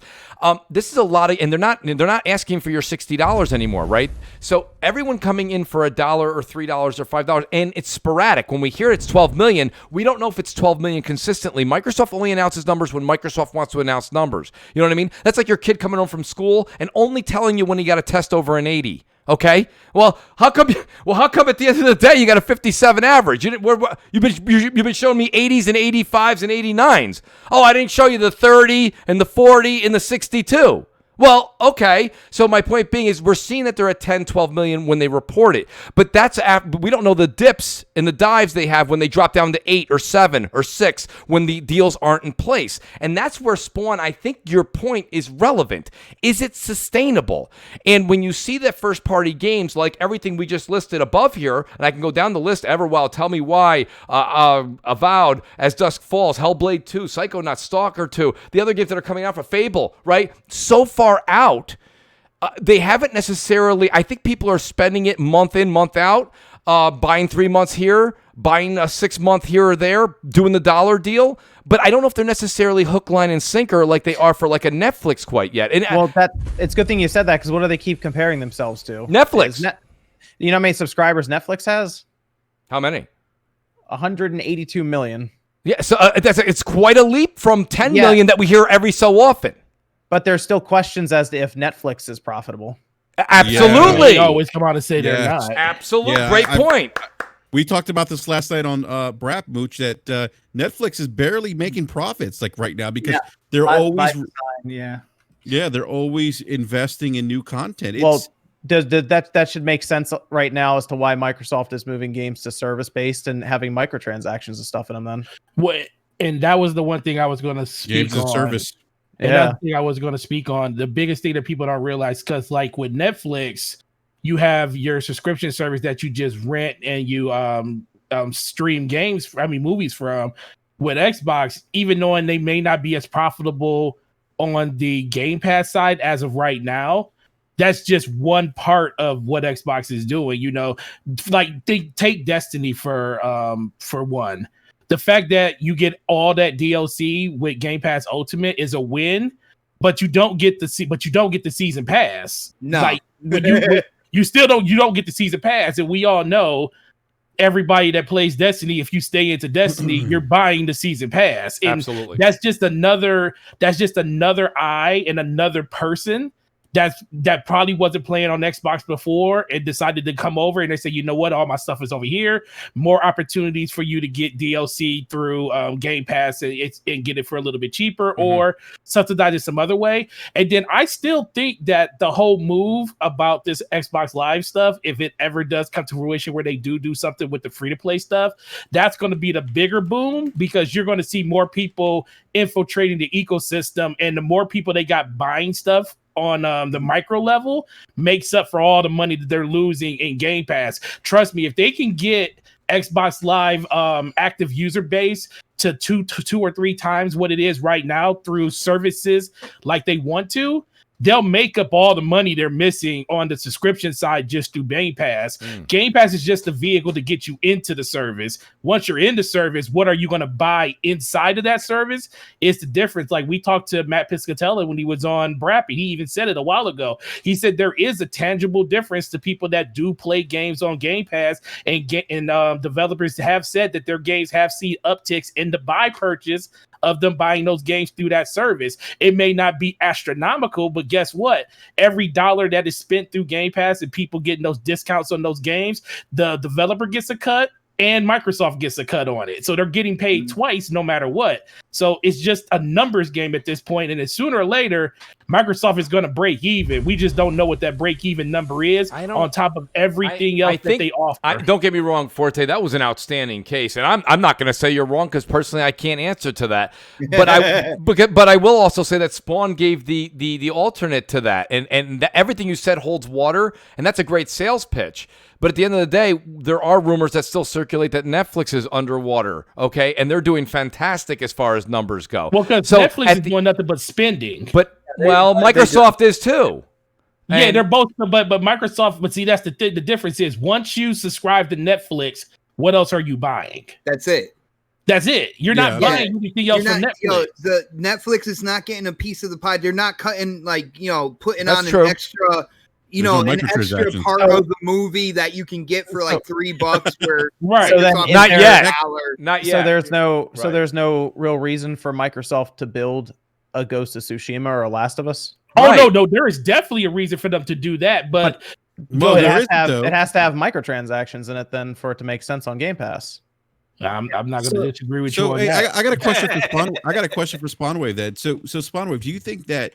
And I think the writing's on the wall, I think. But I want to ask you, do you think that moving forward, Microsoft first-party games like the Halos, the Forzas, we know Forza Motorsport, I think that Motorsport title designates the fact that it's going to be games as a service. Do you think they're moving forward that their focus is really going to be like putting games in Game Pass, like Sea of Thieves, and just making them like microtransaction type experience, like games as a service, and that's all we're going to see like moving forward from their first-party stuff?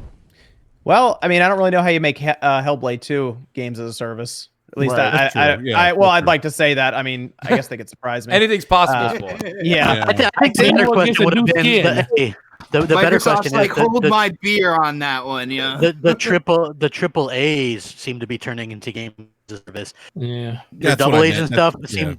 Yeah, the standard double A's and stuff like that. Yeah, like what Matt Booty said, right? Those standard double A's. They're still going to be pumped out every couple of years and give you that 10-hour experience or whatever. That there isn't as much onus on those games as a service, but the big AAA $500 million budget for Halo, $200 million budget for Gears, those games are definitely going to continue to be like that. Again, even Forza Horizon 4 went games as a service. Right? Like that still ranks in the top. They're probably not in a hurry. It's sort of like GTA syndrome, right? Like that game, GTA 5 makes so much money right now. Why the hell would you ever make another one? Like honestly, that's a problem then. So there's no. I mean, Microsoft sees that, right? Like, yeah. Listen, I've seen this interview with Phil Spencer, right? And I was like, this is bad news. And he was talking about how annualized games compete with themselves, players, and he doesn't like that. So it blows my mind that. You would so it looks like that's what we're going to do with Forza, right? So instead of getting people off of Forza Horizon 4 to Motorsport or Motorsport to the next Motorsport, it's just they'll continually update it with games as a service. The problem I have with games as a service, there tend to be incomplete games at launch, like totally incomplete. Like even going back to Destiny, I beat the first Destiny and Destiny 2, the little short campaigns. And I had no idea what. You never beat Destiny. Exactly, because I didn't play the DLC. Exactly, but I beat the base package that was, and you had no idea what was going on, right? No idea. Like you need to buy the expansions to know what the hell's going on. That's my thing. Like Sea of Thieves, right? That game launched with no content. Now, 2.5 years later, but again, you get a half-baked game, and they just throw it in Game Pass, right? Like people will go, well, it's in Game Pass. Who cares? Like that to me is a big problem. That to me is exactly why when people go, Sony need to do their own Game Pass and put their stuff like pump the brakes. You know, if it means that they're going to put half-finished. Well, I think again, crap. games... Real quick, Again, crap. When it comes to Destiny, especially Destiny 2, I wasn't a part of Destiny 1, but with Destiny 2, the original game had its story. Every single expansion had their own stories with it. Is there an overarching story? Yes, there is, but each one had their own story, beginning, middle, and end. So, like, saying that it's incomplete or whatnot, they had complete stories within those expansions all the way through. I can't roll with you on that, bro. You know, but they did. Destiny. I can't. You're right, but that game was super incomplete, and I'll be the first one to tell you, man. Yeah, super incomplete. Yes, I want to throw something to y'all just to chew on. So there was an old quote. This is super outdated at this point, so the numbers will probably be changed. But during the early PlayStation 4 era, there was like a quote from an Ubisoft executive saying that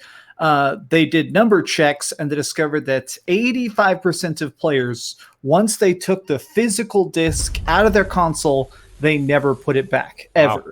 Like literally 85%. I agree with that. So I kind of wonder if maybe Microsoft has some weird data that releasing all these games as a service games on Games Pass actually sticks players longer. It makes it where, since there's not physical discs and it is just an easy, quick install and some microtransactions to jump back into the fun and level you up, maybe there's some hidden data that we don't have access to that this is actually way more lucrative. Because it seems weird, and from our side of the fence of people who are buying games and beating them and then moving on to the next big game, maybe there's some sort of secret sauce that we don't understand.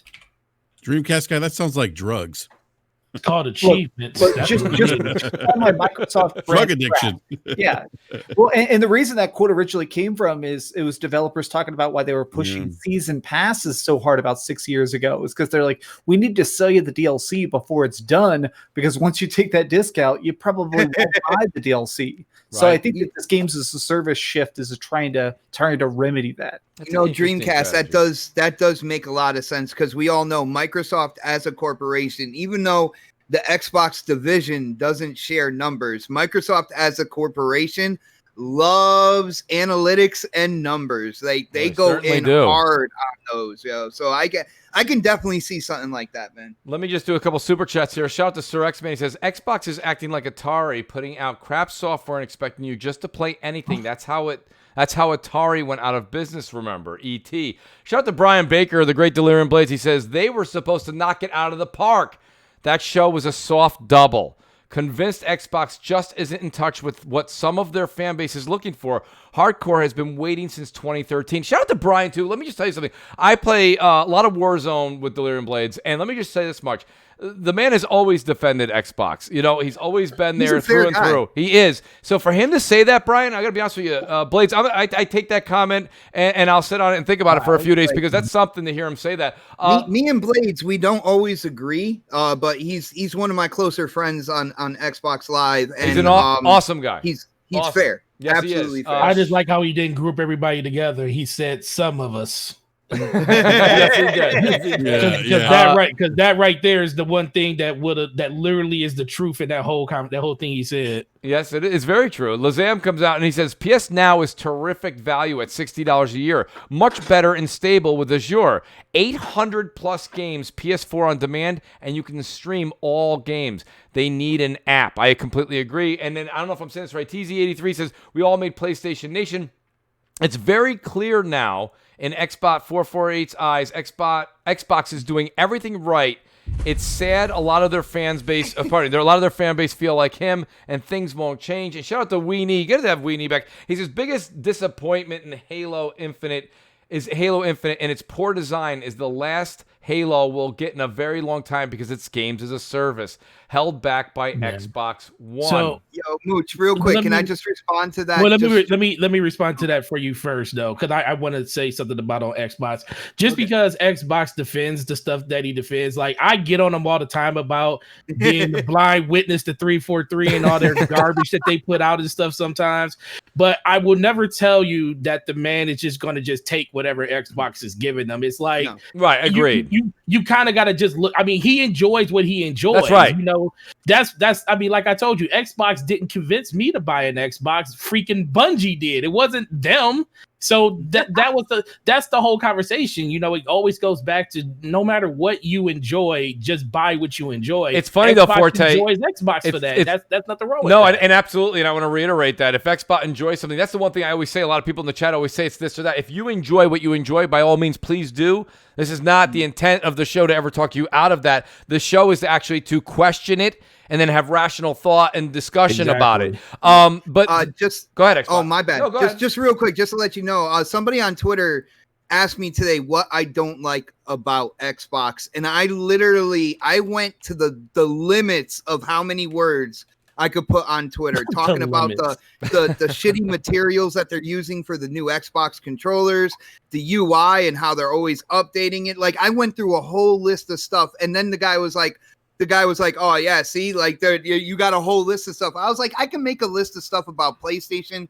I can make a list of stuff about Nintendo. At the end of the day, no platform is absolutely perfect here, and I don't get invested in console war bullshit. So no, I hear that. You know, my thing is this. I want to go to DC real quick. Spawnwave definitely gave probably the answer that was the most similar so far to what I've been saying week in and week out. DC, what's your take on sustainment, though? You kind of discussed what Game Pass's value is and how people may kind of think about it and rhetorically put that out there on Twitter sometimes. But what's your take on sustainment? Is this something that, with all the money going out right now, that you think that, I understand Microsoft is one of the most richest companies, but I got to be honest with you, and you can't go by the last quarter. Everybody was like, well, the last quarter was great. The United States, the world, okay, the entire world has been shut in since February. So I'm sure that games, movies, you know, things of that nature of entertainment, everybody's quarter recently has gone up. So let's not look at the last quarters because they're inflated. But let's just talk about it this way. When things do get back to normal and everyone's not stuck in their homes, the point of the matter I'm trying to say is that if this just is a revenue that falls either flat at zero and breaks even, as Forte had mentioned, or it's something that loses money quarterly, and even if it's not a lot, investors don't like losing money. It's just one of their biggest pet peeves, if not their biggest pet peeve. Is this something that's sustainable moving forward if it doesn't catch fire? It's hard to imagine it being sustainable long term, but who knows if it's even designed to be sustainable? I mean, who knows what the objective here is? Because I think the biggest takeaway that all of us are kind of afraid to talk about is that thing didn't sell any Xbox Series X's. I don't think anybody watched that. In my chat, everybody was spamming, saved me $500. That was like a big meme in my chat during the live. You said another one in your live stream was, thank you, Xbox, for selling me a PS5. Yeah, thanks for selling me the PlayStation 5. Exactly. And I think that's the thing is, I think that Microsoft's at a place now where, if anything, they just want to be a platform for other people to sell their games, and they take a skimming off the top, like what Steam does. I don't think that Xbox is even concerned right now with making sure that Halo Infinite is this groundbreaking shooter, or that Games Pass keeps them afloat. I think we're just in a weird space right now where Microsoft is just kind of throwing stuff against the wall still. Even though they've been making consoles for, almost 20 years, they're still experimenting. They're still trying to learn stuff. So it's baffling, but I don't know if this is even made to be profitable. Yeah, that's actually a great question. I mean, time will tell. It's still, it feels like Game Pass has been around forever, but it's still in its infancy. I want to go to another. When did Halo 5 come out? Was it 2015? 15 is what I remember. 15, yep. 15. So here's an article from Game Rant talking about, and this goes back into the whole sustainability, what I think certain games can do. Halo 5 made over $1.5 million in microtransactions in the first 2 months that it was available. And that's when it was available just for purchase, because Game Pass wasn't a thing then. So just think about, and Halo 5 is not even available on PC yet. That's the last cog on the wheel for the Master Chief Collection when they finally add that to PC. And I think with Halo Infinite, I do think there is going to be, they're not saying it, but there will be some type of battle royale probably added to that game. Sure, yeah. Oh, yeah. There more than likely will be a rec system, because they did very well with the rec system in Halo 5. It was probably one of the biggest highlights that they had in that system, where you could customize your characters and stuff, because we already see how that's transacting with with Halo Reach on PC. People are really diving into the rec system on that. So just imagine on a game that they sold at full price, 1.5 million sold in just a month and a half in microtransactions. Who knows what they sold on that thing since it's been in Game Pass? And just think what the possibilities for just that one game can be once they launch PC, Xbox and PC Game Pass, and they add the, not mentioned Battle Royale, because anybody that thinks that Halo won't have a Battle Royale in it at some point, that's dollar signs speaking just from everywhere. I completely agree, Forte. There's no way they don't do a battle royale. That if you're gonna do it as, you know what, you gave me a great segue to go right into my next. If you don't mind, Forte, I'm going to use your words and go right into our next topic. We talked about this. Shout out again to Jeff Grubb, an outstanding guest that was on last week's show. And, we had such great conversation, and one of the things that we were talking about was that, if Halo multiplayer becomes a free-to-play game, okay, they put it out there so that everybody can play it. If that's the case, like Forte just said, a Battle Royale mode, a mode needs to attract you to go to it. When you look at all the success stories of free-to-play games like Fortnite or Apex Legends or Call of Duty Modern Warfare's Warzone, it's a Battle Royale mode. And I understand that you may be very tired of that. I get it. But, gamers and casuals out there, they're not. And they're still paying unbelievable sums of money to get all kinds of skins and different types of tracers on their guns. You guys, it every day, right? Bro. Exactly, right? Just used her birthday money from Tuesday. Absolutely, Forte. People will drop $100 easily on a different skin or tracer. So my point being is that, I want to go to Spawn here again, just because, Spawn, this was something that Jeff Grubb had said. Jeff really kind of put things into perspective, and I really respect his opinion. He said that Microsoft's days of Xbox Live Gold are gone. Now, I said, me and him went back and forth a bit, and I said, Jeff, I respect your opinion, but I said, my fear, I hope you're right. I would love that. That's fine. That's a wonderful thing for consumers.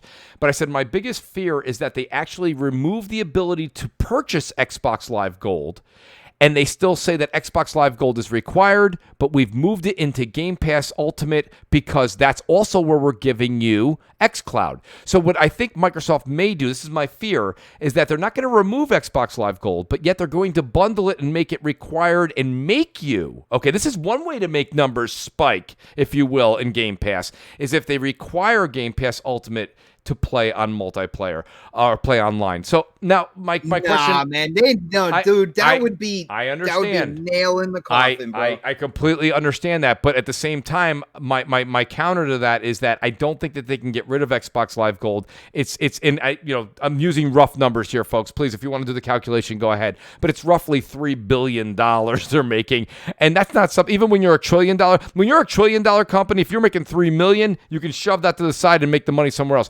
Making up $3 billion guaranteed cash, and then you have your competitors in Sony and Nintendo mimicking you this generation, and now they're doing it. It's almost like everyone's saying we're doing it together, right? So, Spawn, I guess my question for you is that, do you think Xbox Live Gold will be gone?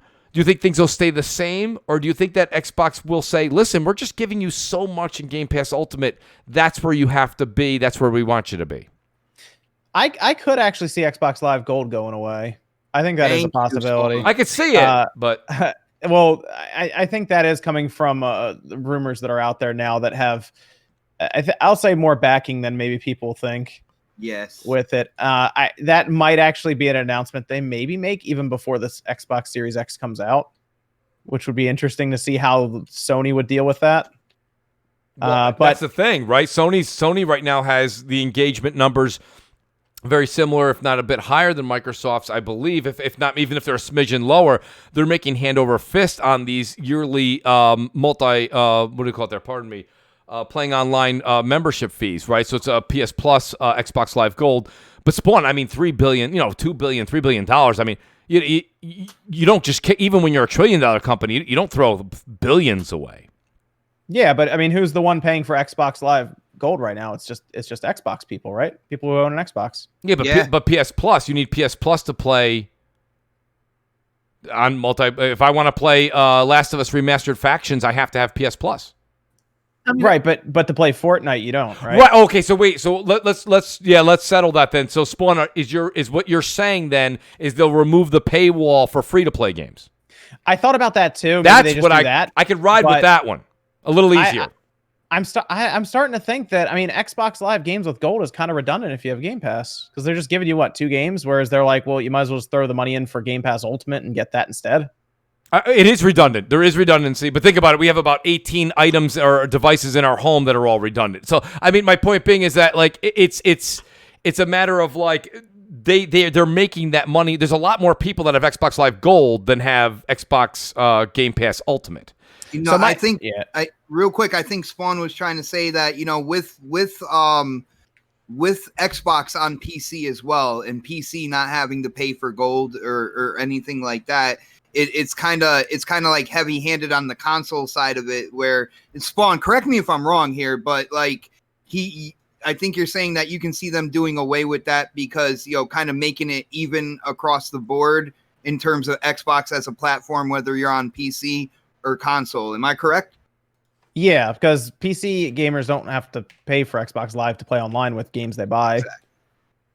So that does seem kind of strange. And well, if you're on xCloud, you would be paying for it because you'd have to buy the Game Pass Ultimate to get xCloud. They're going to bundle that in, which is a good move. So anyone who uses a cell phone, for example, or anything is going to buy into it anyway and just have Xbox Live Gold. Right. So I almost feel like they phase it out and they look elsewhere to make that money up. Specifically just Game Pass Ultimate, because it's technically built in anyway, right? We went from Game Pass at $10 to Game Pass Ultimate at $15. But Spawn, you know, we've had that, and I'm kind of glad you just brought that point up. We've built up to this the entire show.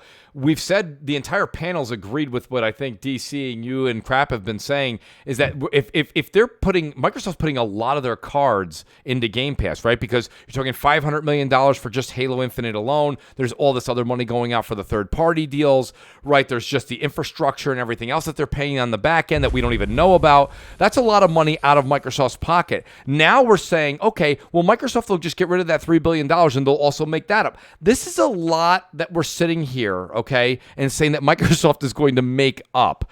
I think there's a fine line in the sand when you sit there with any accountant and you finally go, you know, finally they'll turn around and go, you're doing the consumer-friendly thing, but you're going to lose your shirt eventually, especially since you're literally, and I know when I say this, it upsets a lot of people, but, you know, currently, if Xbox was the leader right now, this is a different conversation, but they're actually pulling up the rear.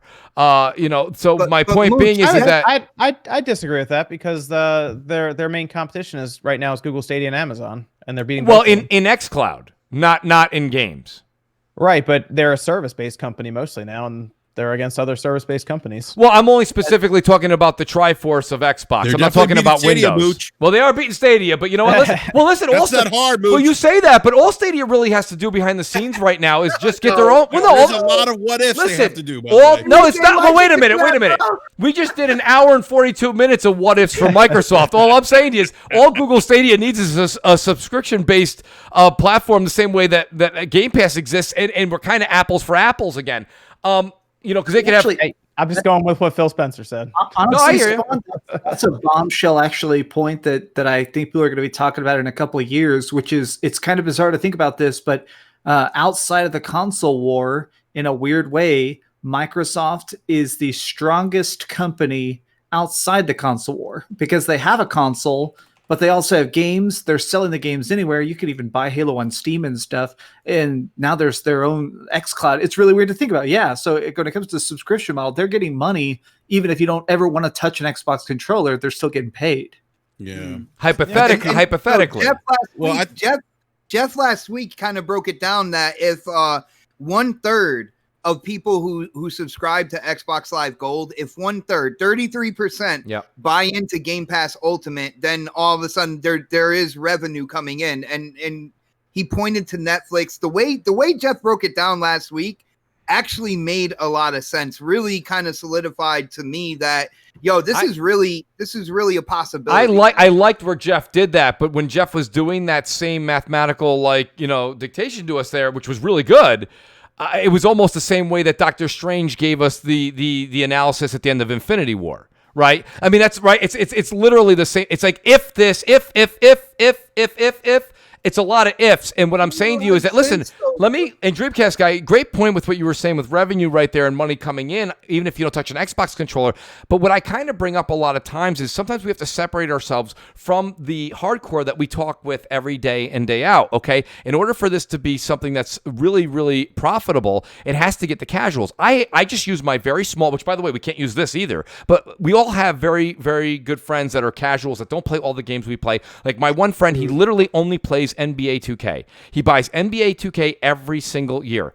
The minute I tell him, hey, you know, all you really have to do is pay $14.99 and you can play NBA 2K on your phone, he's going to go, I don't want to play on my phone.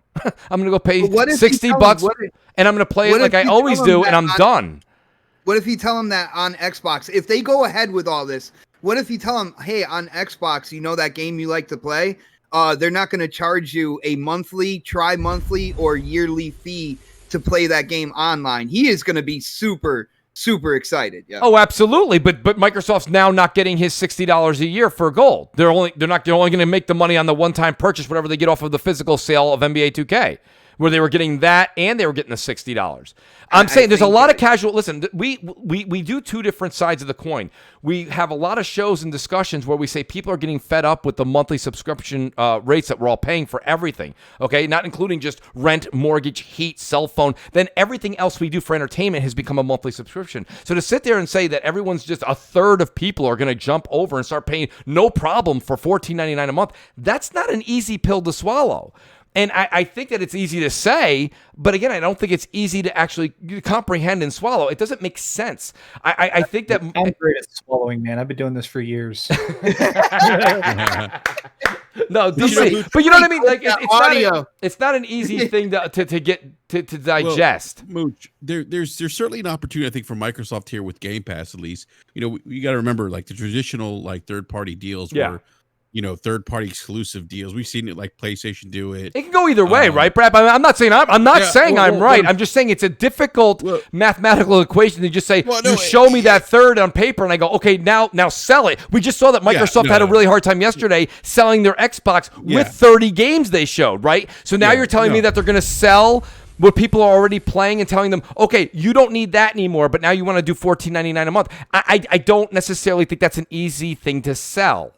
Well, no, nothing. I mean, look, anything in business isn't easy. I mean, we have many examples of things that have worked out well and things that have failed. I get that. But I do think there's a unique opportunity, though, for Microsoft here, at least to leverage Game Pass, where if they start getting, let's say, like they start making third-party marketing deals, but instead of getting, like we know Final Fantasy VII Remake is a timed exclusive, right, on PlayStation.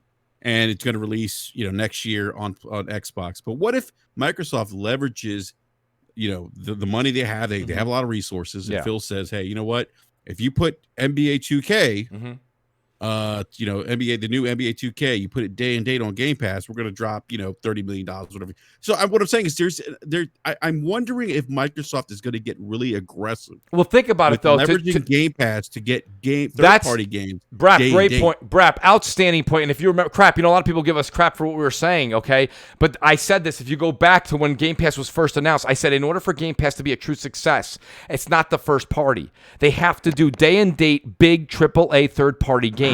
That's what I said day one when we discussed this on MNC. And, you know, the funny thing about it is that what Brap just said is what would make Game Pass the true successor. But, again, you have to look at just the amount of money that Microsoft would have to do that for Madden. They'd have to do it for NBA. They'd have to do it for FIFA. They'd have to do right. First of all, EA. That's a lot of money. And EA doesn't want to do their own service. They have their own surface, right? So that's what I'm trying to say to you guys. A lot of this stuff, it sounds really great when we're sitting around a round table. Oh yeah, I could see that. I could see it, but I don't know if I see it coming to fruition. And you're talking about throwing away $3 billion in the blink of an eye.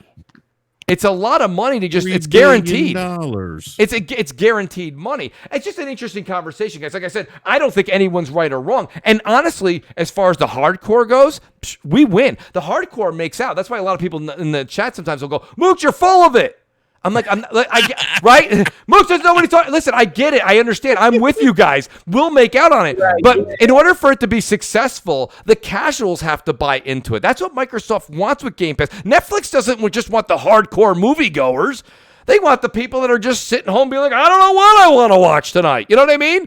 They want everybody. Forget about subscriptions as well. Absolutely. You know? So, that's my take on that. And, guys, we've got about 10 minutes. I do want to go down and ask each of you guys this. This is something where I generally don't do a roundtable thing, but I will start. I'll start with Spawn again. We'll go right down the list. Spawn, if you had to say, what was the game from yesterday that stole the show for you? It really kind of said, you sat back, you go, wow, didn't see that coming. And honestly, all right, it's not coming out tomorrow, but I can't wait to get my hands on it. That I didn't see coming. I wanted to say Fable, but everyone saw that coming. Yeah, so true.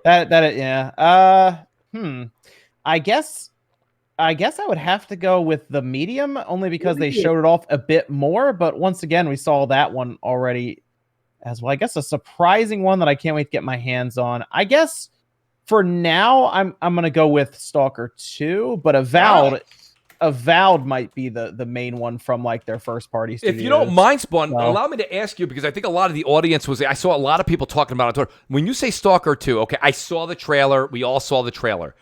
What do you know about that game? Do you know anything more than we saw yesterday? Is there, because I know there's a Stalker. Really. Well, there's a Stalker 1, so I didn't know if. Yeah, I played Stalker 1 way back in the day. Like I'm talking like NVIDIA. I think it was 8800 GTX days. This is a long time ago. And I remember it being a pretty interesting game in terms of atmosphere. It was kind of like a survival style first person shooter game, but I didn't really get too into it. So I'm interested to check out Stalker 2 after that, but I have it on Steam, so I might open it back up and check it out again. Although I don't know how well that one's going to have aged. For first party, I would go with Avowed, mostly just because I think Obsidian will handle that game pretty well. I'm hoping they get enough time and they're able to kind of do what they want without, I guess, making it into like a games as a service MMO style game or something. Just give me their rendition of what they would have done with like Skyrim or something. I'm already seeing a Spawn Wave video being made in the midst, right here. Okay, we're going to be doing a Stalker 1 video, right? You do a lot of retro stuff, Spawn, on the channel, right? You'll always bring up some old consoles, some old games. So it would be, I got to be honest with you, it'd be a great thing to see, because I think a lot of people are intrigued by Stalker, but they don't know the history of it, because the other one is just, so that's an outstanding idea. I'll do a couple of super chats here before I go to my next guest. I got Garuda Legends. He says, my fellow Xbox gamers need to disown Game Pass like we Sony gamers disown PS Now and demand games. Sir X-Man says, Halo needs to stay Halo, no Battle Royale. Noximus, when we were talking about things about us, I think he was talking, just to put things in context, I saw when he tweeted it out. He put it out there, put it in the super chat, was when we were discussing Xbox Live Gold. Noximus says this is exactly what they're going to do. He thinks they're going to move Xbox Live Gold into Xbox Game Pass Ultimate.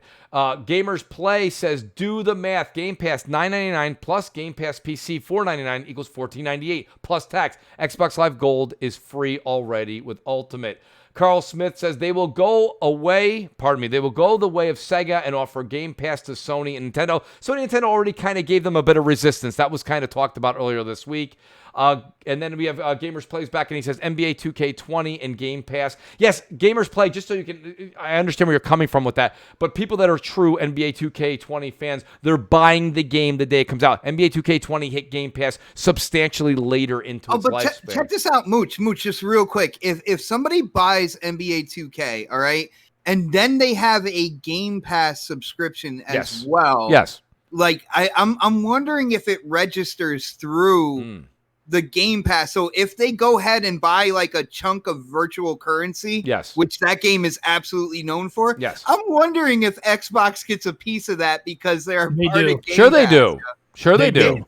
I'm pretty sure there might be a lot of people where when they buy that VC, there's bits and pieces. The part I want it's cheaper. It would be cheaper to buy it on the system right now, because if you have Game Pass, you get a discount on the VC. That's right. That is true.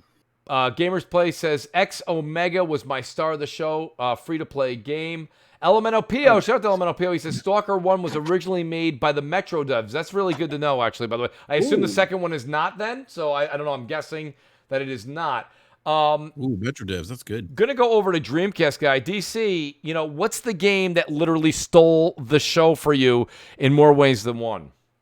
Just absolutely the medium. It's weird to me that more people aren't excited for it. The developers are actually talking a lot, doing a lot of interviews, and I've been looking at like the views on their interviews and stuff, and it's just absolutely no hype. Like it seems like some people are excited for it, but the developers, an exact quote they released today is they said the point of the medium is to scare the shit out of you. Like that's an actual quote they said in an official review.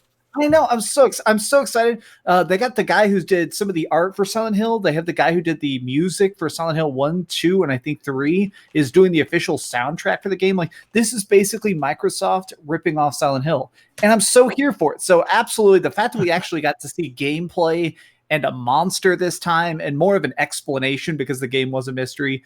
Huge winner of the show. Honestly, that bumped it up a lot just for me. Awesome, DC. Appreciate that. I agree with you actually, and I think the medium is really, man. I tell you, you take that game out of the lineup, a lot of people's they're just not as excited for the other things. That's all I keep hearing is the medium, and I think it was a big blow too. I thought that was going to be something that Xbox would have locked down indefinitely, but it looks like it is time. But you're right. We are all hardcore gamers, whether you're in the chat, whether you're on the panel, or you're listening later. You guys are all hardcore. You're probably not going to wait a year. I totally recommend you pick that up on Xbox day one. Enrique, what about you? What was your steal of the show? So I actually have 2 games. I agree with you. Only pick one. You can only pick one. Come on, can I pick 2? Can I pick 2? If you say it quick enough, yes. See, this is what you do. You don't tell them. Right now, see, this is the thing. You don't tell them you're going to pick 2. You just You're right, Forte. 2. That's right, Forte. Exactly. Correct. That's the secret of podcasting. Yes. So here's my game.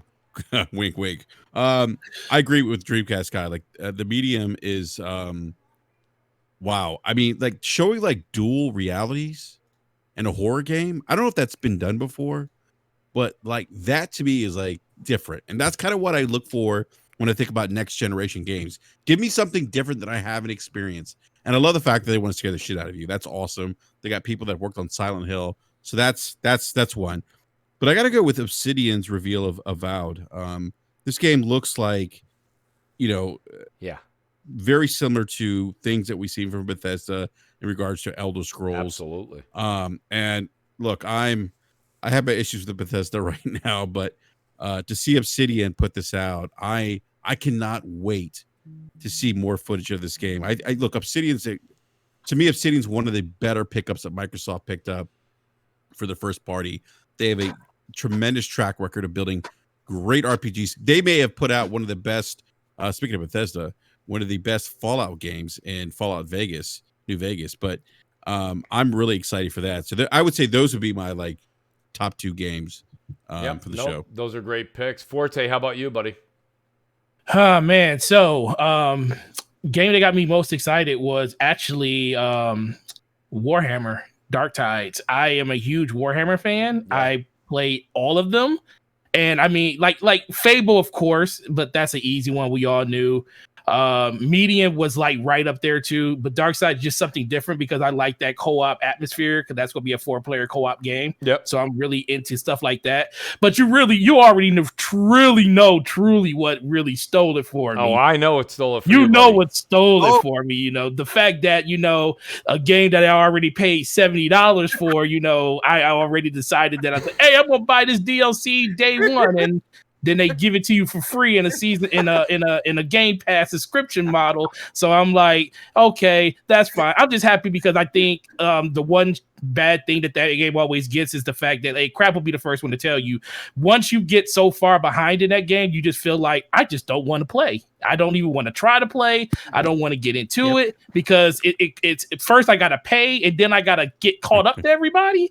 So I think this is a great opportunity. You know what, Forte? That you just made a great crap. You're back, buddy. You are gonna be a Destiny 2. I am not grinding on that shit game. You ain't got to grind, dude. Usually, listen, I'm trying to tell you, day one, you get instant level up, man. Listen, tell you, day one, everybody will be the same level. If you jump in on day one, that's what they did last DLC. When a new DLC drops, everybody will be the same level.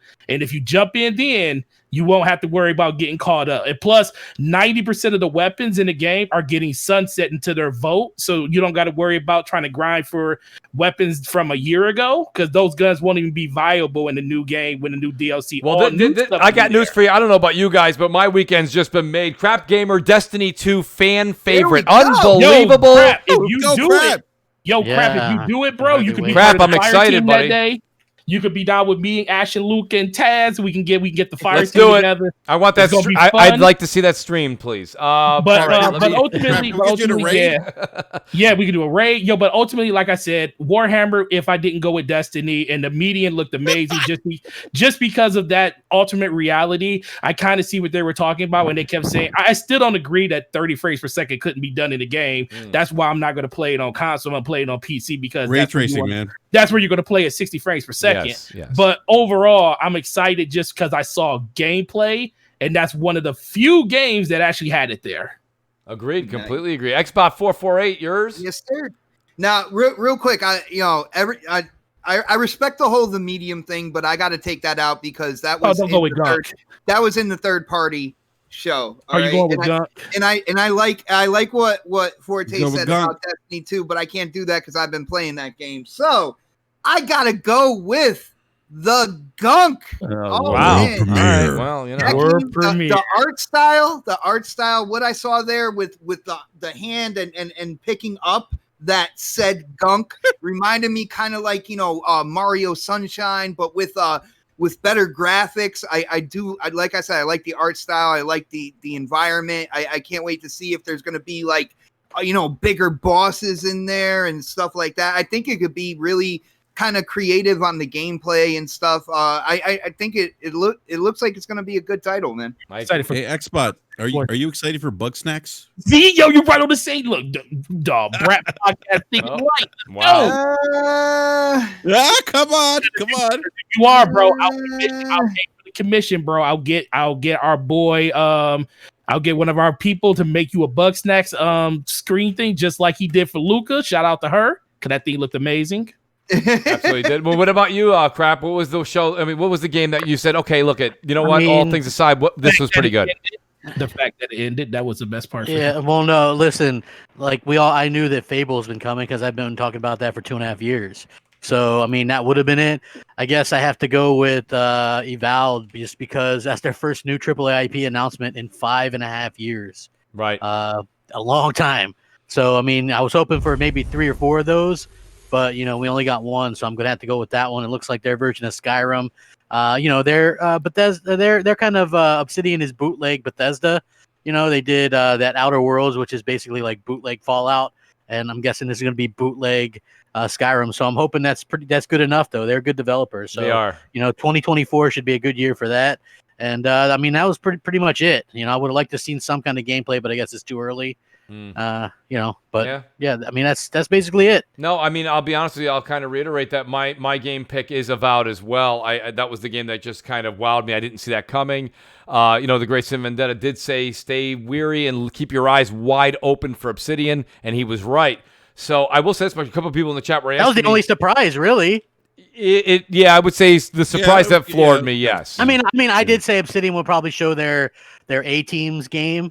Right, but I didn't know. I mean, Avowed, I didn't know the name, but just because I like to keep the show crap where I keep the title alive. There is a rumor, guys, that there's a huge PlayStation franchise that's set for revival as a launch title, and everyone's clamoring to SOCOM. Spawn, have you heard anything about this, Spawn? I know something because I know Spawn's mentioned it on his channel back a few months ago. Anything coming up recently that you heard that would be great? A revival for a launch title? Well, not that, but I'm thinking. I thought you had brought up SOCOM. SOCOM was a beloved game on PlayStation, and people are really hoping that that's the game that may launch. Does it have to do with reptiles? Had to do with reptiles. SOCOM's been rumored for a while. I don't know. They hurt that franchise kind of bad. Yes, they did. I'm not sure about that. I have a feeling Sony's going to show some interesting stuff in August, some famous stuff in August. So I think it'll be pretty fun. All right. I don't know if they're going to show some launch stuff there like right away. I think maybe Ratchet and Clank could be a launch title anyway, but yes. I think they'll have some fun reveals next next month. Hey, Spawnwave, have you heard that they're going to show 2 big games in August? Technically, yes. Yeah. At least I'll say at least 2 big games. And have you heard that there's one particular, I guess I would say, story franchise that had a pretty significant impact on the PlayStation 1 that we might see at some point? I mean, I would assume Silent Hill could be announced. Okay. Yes. Well, it looks like it's Shax agrees. I'm hitting at something else, but yes, yeah, I think Silent Hill could be. It looks like it's reptiles. I'll leave it at that. Reptiles. Oh, I don't know if anyone. I don't know if anyone will Dino get that. Crisis. No, not Dino Crisis. No. You talking about Gex? Nope. No. Gex is coming back. No. So Sir X-Man in the chat says, is anyone interested in Tell Me Why the game? I'm sure somebody is, Sir X-Man, but I don't know. I don't want to speak for the entire panel, but judging by the taste of the guys here that I've talked to a number of times, I don't know if that's necessarily on their top 5. And Omega Slasher. I'll play that. Wait, say that again, DC? I'll say it's a great game that I'll never play because I've actually played stuff by Don't Nod and it's all high quality, but I just don't give a crap. Oh man, Dreamcast just got politically correct on us. The thing is, I liked Forced Evolution, and I thought it was cool that like we were getting all those Telltale games, and it was cool that somebody else came in and stepped in and went, "All right, let me show you how it's done. Let's make better voice acting and actual graphics." Yes, great point. But I don't care about interactive story games anymore. I just don't. I like action and combat and dragons and shit. I actually liked Before the Storm and what the hell is that other one? By Don't Know. Yeah, Life is. I like those both of those. Yeah, but I didn't like Life is Strange 2, and this doesn't appeal to me at all. Actually, they did Vampire though, right? Don't Nod. So I like that game. Ooh, they do. Nice. Yeah, they do some nice stuff, but this one doesn't. No interest whatsoever in it. So 0%. Yeah. Shout out to Omega Slashbuster who says PE, and then Apex Alpha J says Warhammer Dark Tide, Stalker 2, and Crossfire X. I think Crossfire X. How many damn Warhammer games are gonna make? Didn't they already make 2 or 3 of these this generation? There's Warhammer's been around since like the mid '90s. So PC. So they actually made 5 this generation, and I looked into it. Apparently, the thing is that it's super cheap to license. So if you go to the company and say, "I have this idea, I want to make a Left 4 Dead style game, but with your monsters," they just let you do it. They just say, "All right, give us 20% of the money." That's why you see Warhammer stuff is there's so much lore. They're just like, "All right, we get paid and we do 0 work. Sure, wrong with it. We don't give a fuck." Workshop, what's the name? Gamers Workshop or whatever it's called. Yeah, Gamers Workshop. Yep. That's who owns Warhammer. So I can see because they're not really around as much on a physical front. I will say when I didn't see, were they not around as much, Forte? Like they used to, tabletop stuff. Not in they used. Remember, they used to be in malls and everything, but now they're just in little rural areas, kind of far apart from each other, than they used to be. Because it was a big I know they had stores, but they also had But it was like a big tabletop game. That's how I know Warhammer. Like and stuff all over the place. Yeah, that's how I know, because I used to actually paint the figurines, the Space Marines or whatever they're called. I used to actually buy I did them. that too. Once I lost my virginity, I stopped doing it. But it's hey, Dreamcast guy. Actually, I'm right there with you, man. I put the Mountain Dew down and I was like, let's get busy. Well, let me tell you something. Myself, much like Jerry Seinfeld. Much like Jerry Seinfeld, I like to leave the show on a high note. That was fantastic. Guys, I want to say an outstanding show. Thank you so much to the chat. Thank you to the Super Chat. Thank you to the Mooch Maniacs and the membership team that's always a part of the family here and the amazing panel. Let me go in reverse order here so everybody can kind of get their shout-outs and do right. So let me start with Spawn Wave. Spawn, honestly, it's a huge honor to have you on the show. This is your 3rd time on the show, and I got to be honest with you, everybody gets super excited to have you on. And, we try to just get some great conversation, bring up some points, see what your thoughts are. And you know what? No one's ever wrong, but it's outstanding to have you on here and let people know where they can find you. And we hope you come back real soon. You can find me on YouTube. I do gaming news in the morning, weekday mornings. You can come see me there. And then on the weekends, I like to check out different systems. I think this week I'm looking at the PlayStation TV. Very cool. Spawn, I'm telling you, outstanding work on the channel, buddy, and I love the morning updates. I absolutely love them. Please don't stop. I know, and I'm always wondering to myself, I'm like, does this guy take any holidays off? I'm not sure. He's always here. So, Spawn, please keep the content coming, buddy. I absolutely love it. I will. Thanks. Appreciate it, Spawn. And then I got my buddy here, DC. DC, outstanding to see those videos pumping out. And I got to be honest with you, great coverage of yesterday's show, man. You know, like, there's a few things. You kind of went out there, you put your opinions out there. You always wear your opinions on your sleeve, and that's what's great. People know how DC feels. There's nothing that's missing. I love the content. Keep it coming, bro. And let people know where they can find you, please. Just youtube.com/dreamcast guy. Working on some big reviews coming up. The major thing is I just this week I secretly got to play Crash Bandicoot 4, so I just put up a video talking about that. Because wow, it is good. As a classic fan of Crash Bandicoot, it feels like 3 to me. It's pretty good.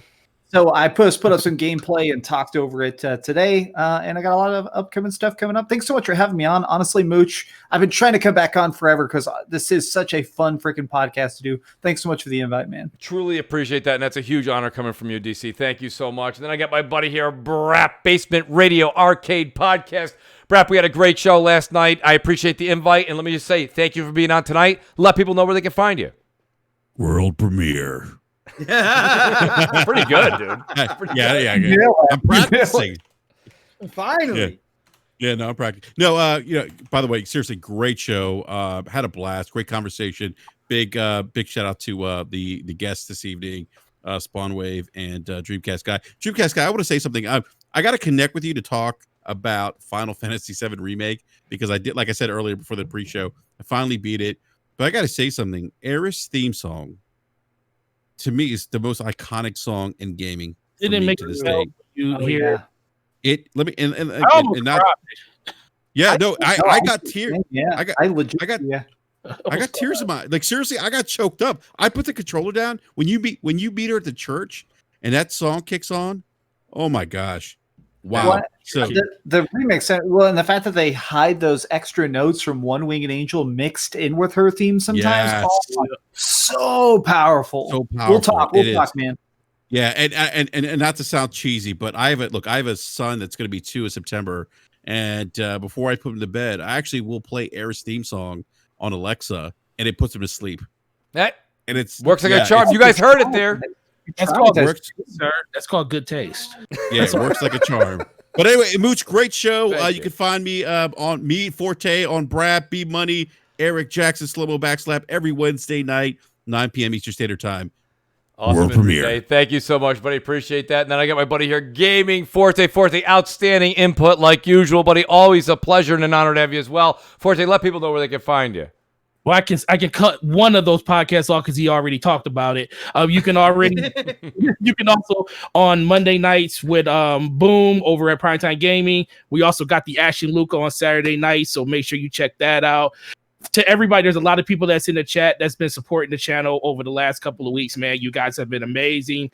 Keep coming through. Got a whole bunch of videos coming up throughout the weekend, but man, we're real close to 2K. I really appreciate the love that you guys been doing over the course of the last few weeks. And Mooch, this has always been a pleasure, especially on a big week like this on Xbox. So thanks for the invite as always. Anytime, Forte. Wouldn't be the same without you, buddy. And then the Xbox Defense Lawyer, which I promised him wouldn't be that bad. It wasn't that bad tonight. And he's got a big show tomorrow. Xbot 448. Let people know where they can find you, buddy.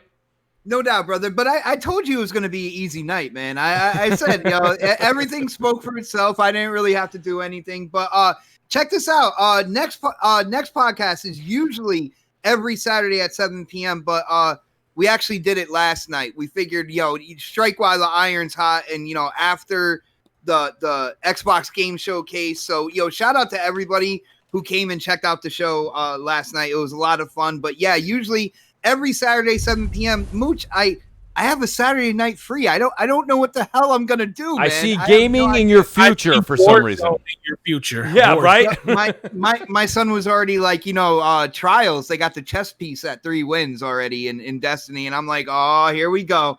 He already knows that I don't have a show this Saturday, so that's probably where I'll be, man. Well, enjoy your weekend, buddy. Absolutely. You got great weather too, nonetheless. And then I've got my buddy here, the one and only Crap Gamer. Crap, how the hell are we doing this weekend? Seems like Seems like MNC Mornings is going to be back. That's someday, right, so. buddy. I was waiting for you. I was like, I can't believe you're usually announcing it from a rooftop. Yeah, I wanted to wait a little bit because last time I did that, you know what I mean. You were We had to like, wait "Hey, a man, week. I remember putting like a clip of your voice at the end of a video, and did. people were like, "Mooch, it's Mooch's voice. MNC's coming back," and I was like, I didn't think anybody would listen to the whole thing. You know what I mean? But yeah, so that'll be cool, and it's gonna be a good weekend, man. Lots of cool stuff. If you haven't checked out my stuff, go check it out. It's some interesting stuff up there. I did a reaction to the show yesterday, and that was a it great went over show. pretty well. Great Yeah, show. just me riffing for like an hour and 20 minutes. It was almost an hour and 40 minutes, I believe. Crap. Was it? Yeah, man. I just tuned in, brother. I tuned in. Wow. I went in and then I just couldn't stop, man. People were just like, "Hey, man, you were right." I like that, man. People were like, "Hey, do you feel vindicated?" And I was like, "A little bit," but I really wanted Microsoft to sell me on that Xbox Series X, and they didn't really do it. So I'm hoping, maybe in August. Wait till August, guys. Wait till August. But yeah, wait till August. But No, Go ahead, crap Craig, needs go to wait till August. Yeah, yeah. crap does. I mean, they got to show something, man. I have a lot of questions. I mean, it's great. 2020, late 2022 or 2023 is going to have some decent games, but like, what about the first year and a half, 2 years? Like, what's the solution there? It's got to be better than just like double A's and some of those indies and stuff. So at least, if you're going to sell me a beast, give me something to power it up. That's my thought on it. So anyway, it was really nice to do a show with Spawnwave and Dreamcast guy. Nice meeting you guys and everybody else. It was a good show. Thanks. Awesome, Subscribe. Craig. Yep. Appreciate Subscribe that, and I watched Dreamcast guy's stuff before as well. He does good stuff. I'm a big Dreamcast fan too, so that's Hell yeah. That's my that's favorite really cool. console, So. baby. Oh yeah, I still got mine. Shows- It was like, it's great. So it was good times, and I appreciate it. And we'll catch you next week. All right, Crap. Thank you. Hey, Crap, real quick. You mentioned August, like wait until August. And it made me think like, are we all missing E3 now? Well, Absolutely. you know what? To a certain extent, They kinda yes. broke it up. I think the thing that I hate most is because this is what I heard. I heard that Microsoft pulled the Initiatives game, and they're going to use that for the August reveal of Lockhart now. Yeah. To show off that. So, if there was E3 and both Microsoft and Sony, I hate this tit for tat thing that they're doing. Yeah. Like, I would just rather had everything out in the line. I know Sony was probably worried about what Microsoft was going to do, so they held stuff back. Turns out they didn't have shit to worry about. So they should have I just would have rather known up front and get these things out there. I mean, we're 4 months away from launch and we can't even pre-order these things yet. Right. Like the chess match is awful. It's awful. Yeah. Yeah. I miss E3 for more than just Microsoft and Sony. I miss it for all the other freaking announcements. Yeah. Like, it's so scattered about, like, who's doing what. I need to watch Summerfest. When's Ubisoft event? I mean, I miss it more just for the fact that over a 2-week period, you're the organization with E3 in existence was much better than this scattered. Yeah. This is crazy. It's more I streamlined. also like the fan reaction too, like the live reactions. Like, they do this stuff and there's no reaction, and you're just like, okay. It's like watching a comedy without a laugh track, and you're just like, was that the joke? I don't know. True. I understand, like, hey man, those are all Microsoft or PlayStation associates in the fan. It's true. I know gamers don't like to hear sports, but I got to be honest with you. Baseball games have started, and you see a grand slam or you see a home run hit, and your ears are already anticipating the roar from the crowd, and there's nothing. Like nothing. You can hear somebody actually mowing the lawn. Or like it's like I stopped watching wrestling. Like, I'm a big wrestling fan. I stopped watching it because there's no crowd, and like football season's gonna probably go ahead without any fans. Like, I hope they pipe that shit in or something, man, because that's gonna be so boring. It's like watching golf. Right? Oh, yeah. Leave golf alone. I know golf has crowds. Get all. Yeah. Real quick, guys. Tiger tees off. Come on. I got a super chat here. Shout out to Keith J. He says, "Is this the official death of Xbox for you guys?" Keith, I wouldn't say that at all. I think that Phil Spencer said it. If I'm paraphrasing here, both the companies are going in different directions, and there's nothing more clear. That's probably the one statement that he said that I think you can really put your money on. They're going in different directions. The question is which direction, when you're at the fork of the road, do you want to go in? And the traditionalists are going one way, and people that are willing to take that new, I'll buy a bus ticket and see where this thing's going, or going the other way. So, Keith, I don't think it's the end of Xbox by no means. I think everybody in this panel made a great case for both sides. I'll just say this is like, if you like Xbox, don't be swayed by us. You know what I mean? Like, my opinion is just mine. Okay, like my disappointment is just mine. So if you like what they showed and you're happy with what Xbox has done the past 3 or 4 years, you'll probably continue to be happy with what they're doing. I just had to face the fact that they're probably not doing the hardcore stuff that they used to, that I'm used to, that I personally like. So I have to deal with that myself. And this is a talk show, so we talk about, this is the stuff we talk about. That's so right. I'm not never going to try to tell you how to spend your money or what you should like or what you shouldn't like. PlayStation to me is doing things a little bit more traditional. I really enjoy that aspect. Microsoft is doing something different. I'm not such a big fan of that aspect.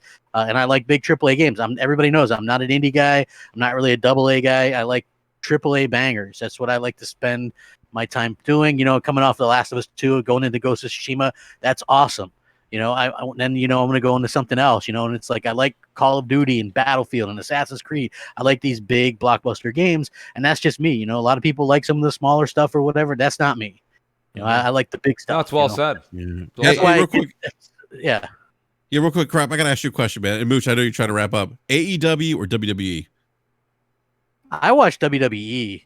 I'm not a big fan. AEW seems like a knockoff. Like, they have washed up WWE people. Like, come on. Moxley's not washed up. I hate Moxley. I hate that guy. Like, everybody's such a D-rider on that guy. We're like, oh, Moxley. I'm like, this guy was Dean Ambrose, man. He's a mid-carder. Get out of here.